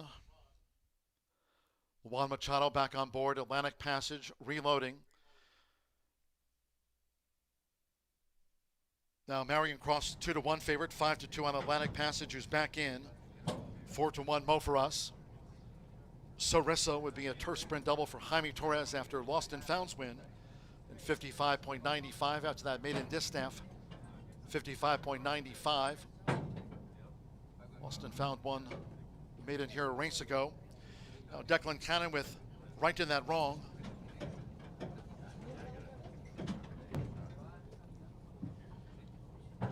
Little Sister Sue, Marcelino Pedroza Jr. has a win on the card. Just a couple of them back. Eric Asmussen with Mo for Us. Marion Cross, 2-1 favorite. 5-2 Atlantic Passage. Got a bit fractious there in the starting gate. Up comes Mo for Us. 4-1 third choice. Of course, here firm, rail of 36 feet this race week. One more. Jose Gutierrez with Mom's Palace. Stand by. Marion Cross, 2-1 favorite. All in line. They're off, racing 5 furlongs. Atlantic Passage missed it. She was fractious in the gate, and last to go, Atlantic Passage. Marion Cross comes tearing out with Evan Roman. Marion Cross is the top speed in front here of Day Dawning, who's now into second, going past the half-mile pole. Then on the outside is Mom's Palace, with toward the inside Mascara and the white blinkers, and Midnight Grinds in the orange cap. A break of 3 more to My Isla, who's next. From on the outside, Right in That Wrong. Little Sister Sue toward the rail. Mo for Us with further back to Sarissa, who's running in 10th, and Atlantic Passage will have to pass them all in the final quarter of a mile. It's Marion Cross who leads for home, 21.39 lead seconds. Marion Cross comes charging off the turn with a widening 6-length lead to the final furlong from Mom's Palace, who's charging, dropping back Day Dawning. Toward the inside is Mascara, Midnight Grind with the rail, My Isla, Little Sister Sue, and Right in That Wrong. Mo for Us is next. It's Marion Cross who gets the result by 2. Mom's Palace was the runner-up, Mascara third. Then My Isla, Midnight Grind, Little Sister Sue. Sarissa, Mo for Us, Right in That Wrong, Day Dawning, and Atlantic Passage. While she was fractious in the starting gate, she broke slow, and Atlantic Passage was last home.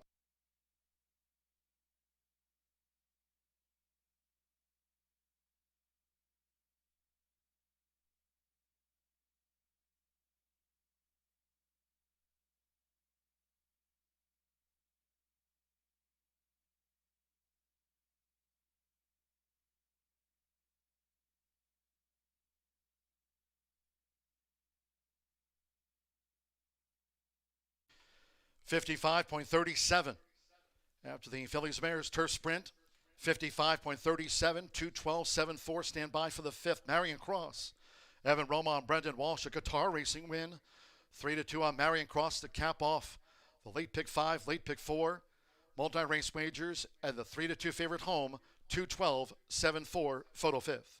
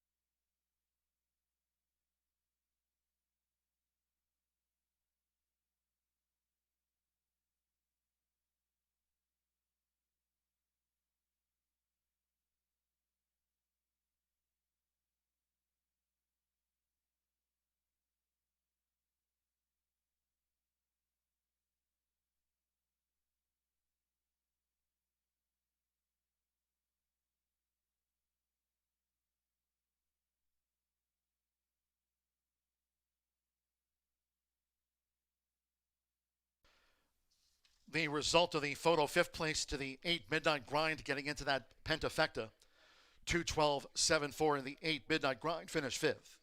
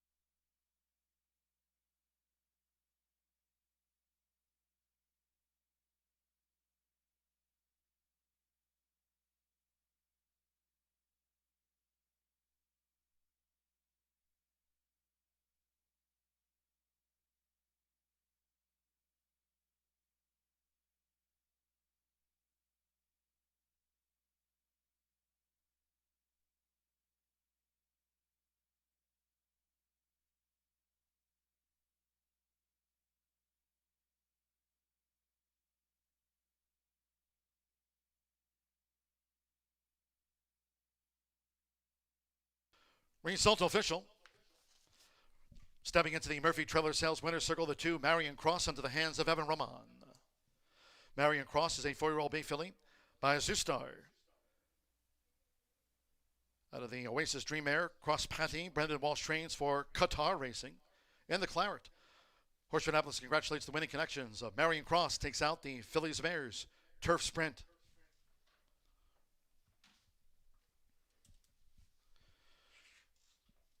$212 exacta, $32.20. 50-cent trifecta paid $70.75. 10-cent superfecta, $150.75. My Island ran fourth. 2-2 double, $11.40. The $1 late pick 4 presented by Itoba, $19.20 on a rather formful day. The 50-cent pick 3, $4.25. 50-cent late pick 5, $77.15. And the 10-cent pentafecta, $971.15. Midnight Grind finished 5th. And the Fillies Mares Turf Dash, the 1 was a non-runner. Favorite first, 11 ran, 55.37. 9th race, 16 minutes away, quarter horse maiden over the 300 yards. Fast track, no wind. Scratch the also eligibles. 11 Cartels, Kryptonite. 12 Bougie Blood, and 13 the Magic Dragon Lady. Scratch the also eligibles. 10 HF Just My Hero. Danny Martinez rides the number 10. 5 Perry Secret Gold, 2 pounds over. Exacta trifecta superfecta, but wait, there's more. 10-cent quarter horse Grand High 5 carryover in the pentafecta. The quarter horse pentafecta featured is $2,632. Closing out the card with a quarter horse pentafecta carryover. Post time for the maiden dash 617.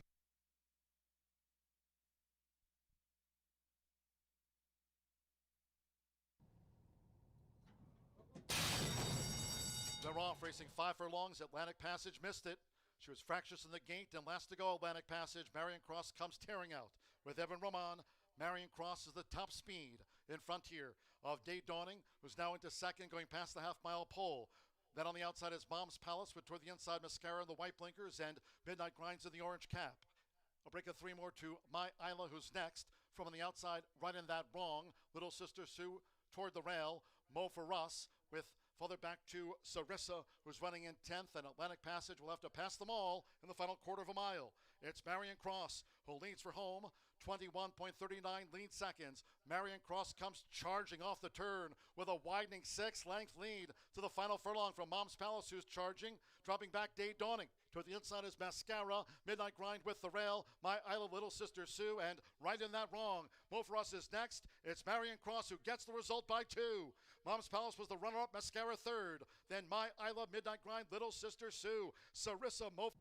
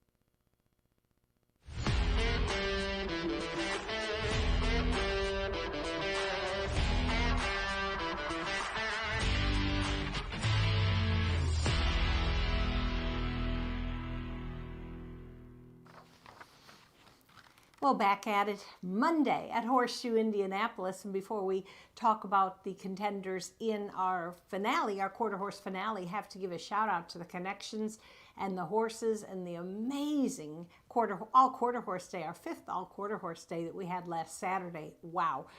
In addition to spectacular weather, there were some amazing performances and stunning upsets. But we salute all the winners. And of course, I'm going to start with Jessie Vasquez, who had the 10th fastest qualifier in the Derby. That was Apolitical Wagon. And when she came to the winner's circle, she said, 10th fastest, but ran like $1 million. It was really fun to see her and Giovanni, her husband, and the kids there. They were ecstatic with and so proud of their mom. So that was a great day for Jessie.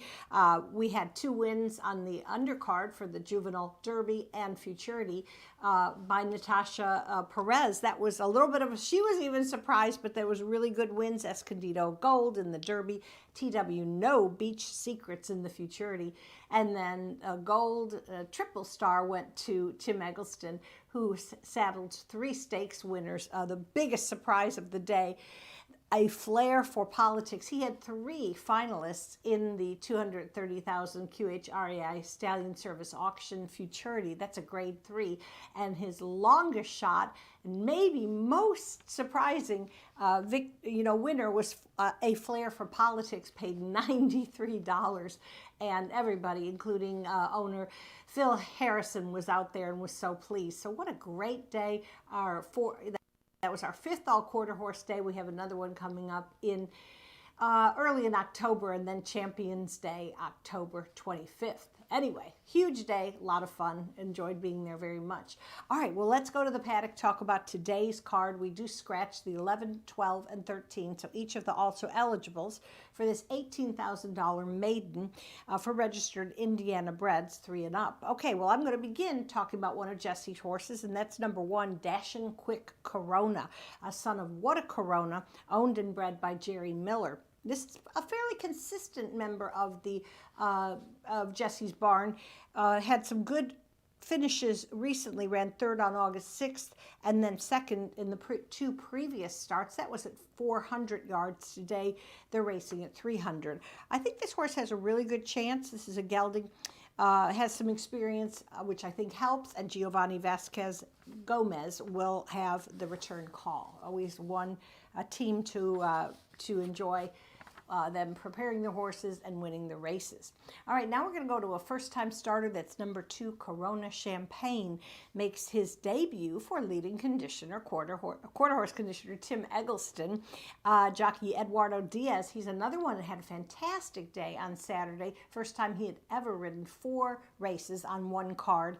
And boy, hard to deny this young man. He's very talented. So this is a gelding, also sired by What a Corona. He has not started, so this will be his first, but he did have a pretty encouraging bullet work. That was August 15th, 220 yards in 11.43 seconds. We'll see how he does today in the debut. Okay, next up, how about number 6? Cruising Down the Beach is going to attempt to break the maiden, and this will be the 14th start for this 4-year-old son of Habit's Secret. I mean, he's come close. There's no denying that, but, we have to see. I think last year we had a horse that broke their maiden in their 22nd start, so I don't rule it out. A little bit of a change for this horse.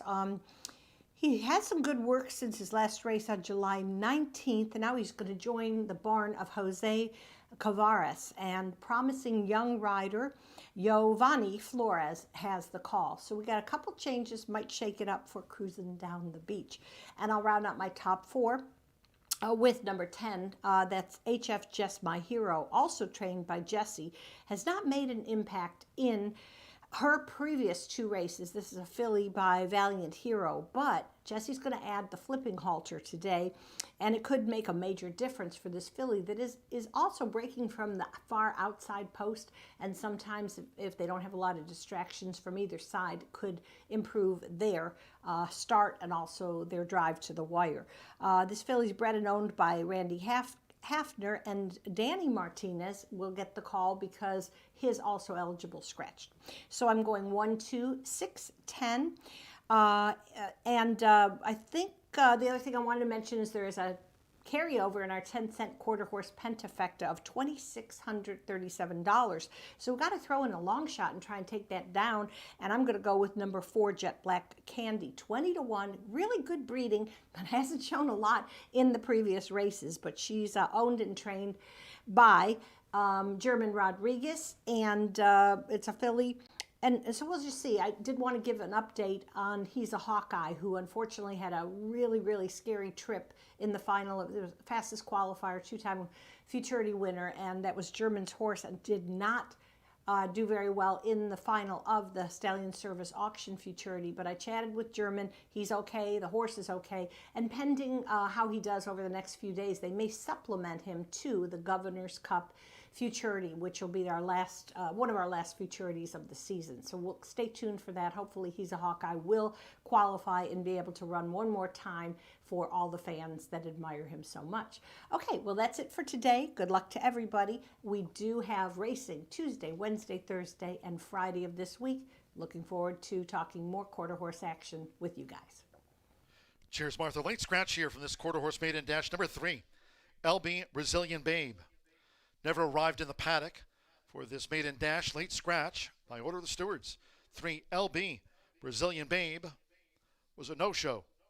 Scratch number 3, LB Brazilian Babe. All wagers on the 3 refunds. There will be a 2 and 3 consolation double. Those using 3, LB Brazilian Babe and a multi-race wager, you'll now receive the post-time favorite as your substitute in any multi-race wagers. Scratch number 3, LB Brazilian Babe. Never arrived. Paddock Judge Brandy Bell.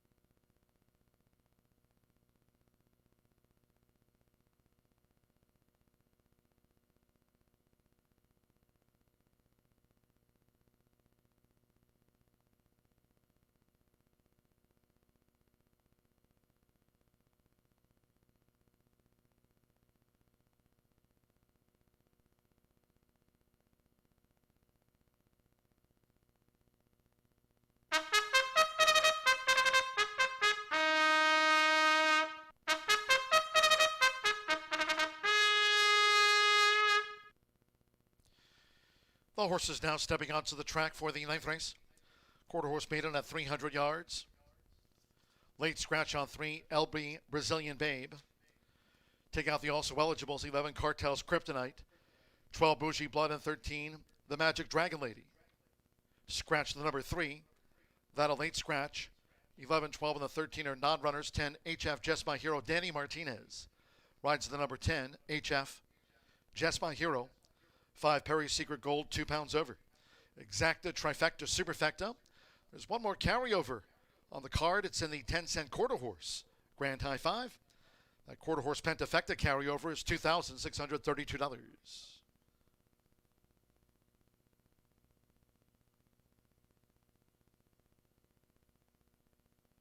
Start to this final quarter horse maiden dash over the 300 yards. Soon.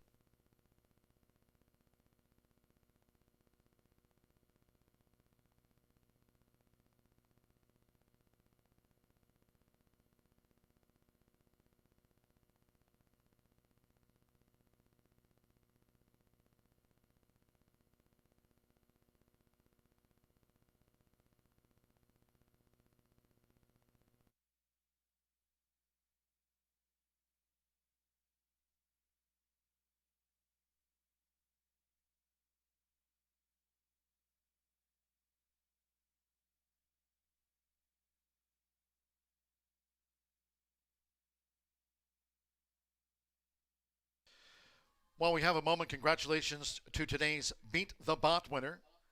Beating A.I. Allen was Brittany Richards, playing online at horseshoeindycontest@gmail.com, picking up the top $100 prize in today's edition of Beat the Bot. Congratulations to Brittany Richards, playing online today at horseshoeindycontest@gmail.com, picking up the $100 top prize in today's edition. Runs all the way through the end of the month. Beat the Bot. Brittany beat A.I. Allen.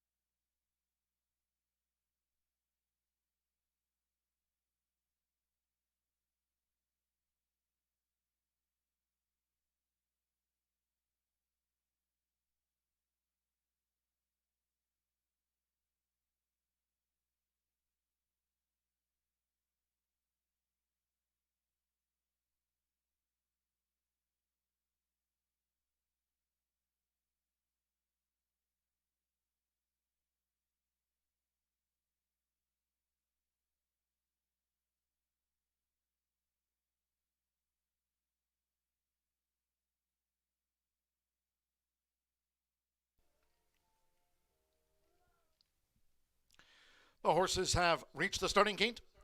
It is now post time. Mr. Fantastic Babe uses a flipping halter. Danny Martinez with HF Just My Hero up to that outside gate.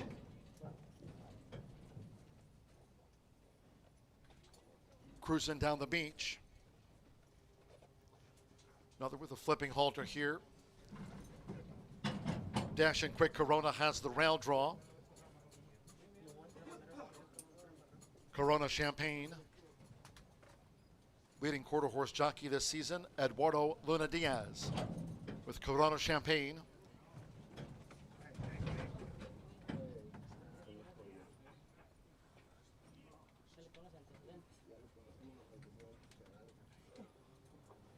They've loaded HF Just My Hero to that outside gate.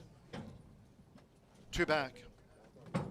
Rolanda Pina with Perry's Secret Gold.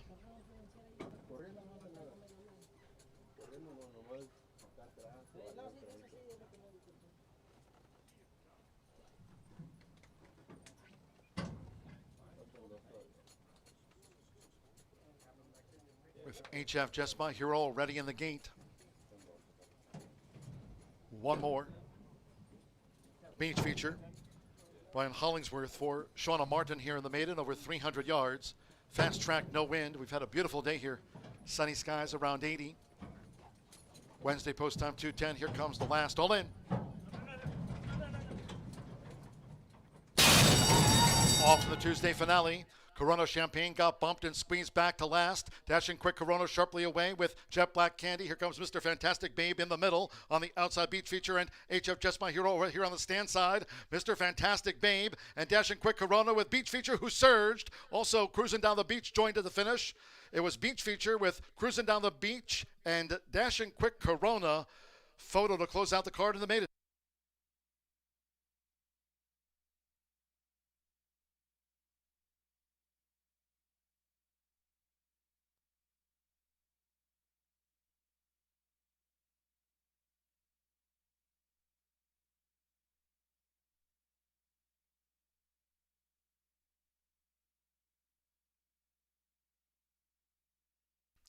Photos after the maiden.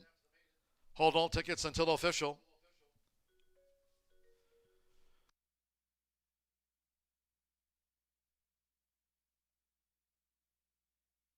As we stand by for the result of the photos, there'll be an inquiry. Steward's inquiry into the quarter horse maiden dash. Hold all tickets. Inquiry concerns just after the start.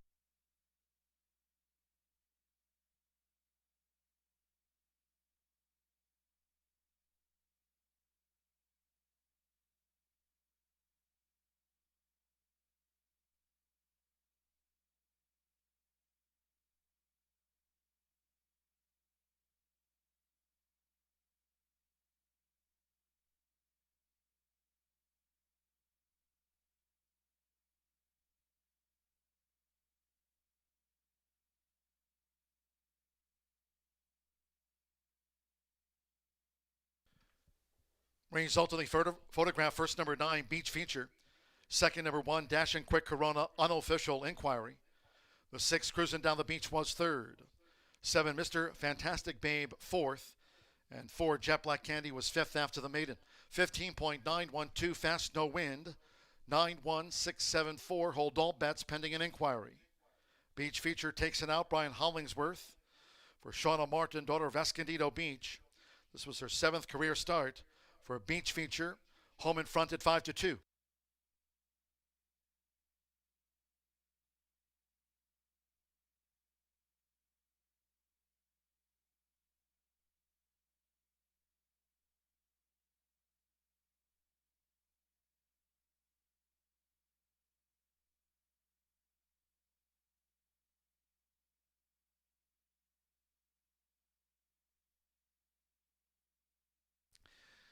With regard to that inquiry, it's been withdrawn by the stewards. No changes will be made to the running order.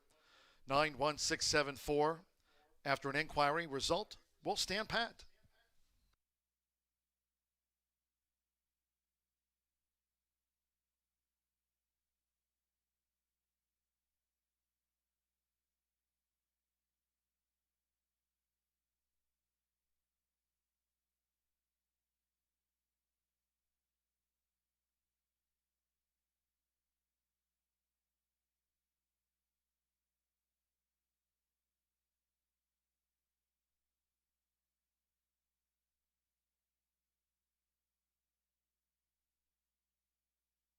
And the Murphy Trailer Sales Winner's Circle. Number 9, Beach Feature with Brian Hollingsworth. Beach Feature is a 3-year-old bay filly by Escondido Beach. And the feature, Mr. Jasmere. FM Future Dreams, owned and trained by Shauna Martin. The winner was bred here in the Hoosier State by Sherry Miller. Horseshoe Indianapolis congratulates the winning connections. Beach Feature out to the maiden ranks in a time of 15.912 seconds.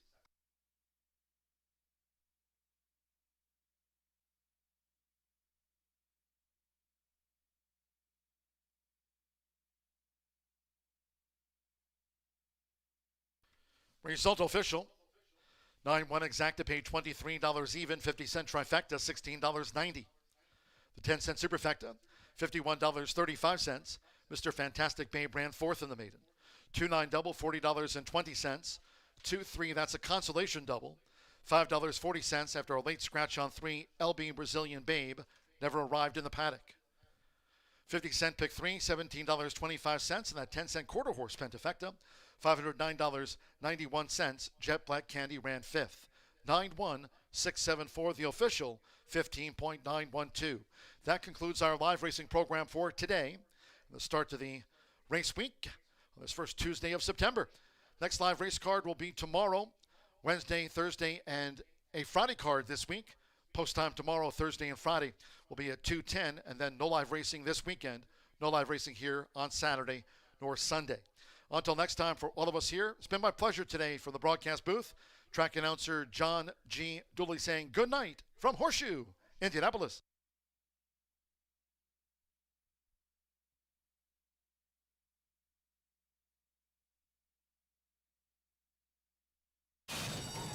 Off to the Tuesday finale.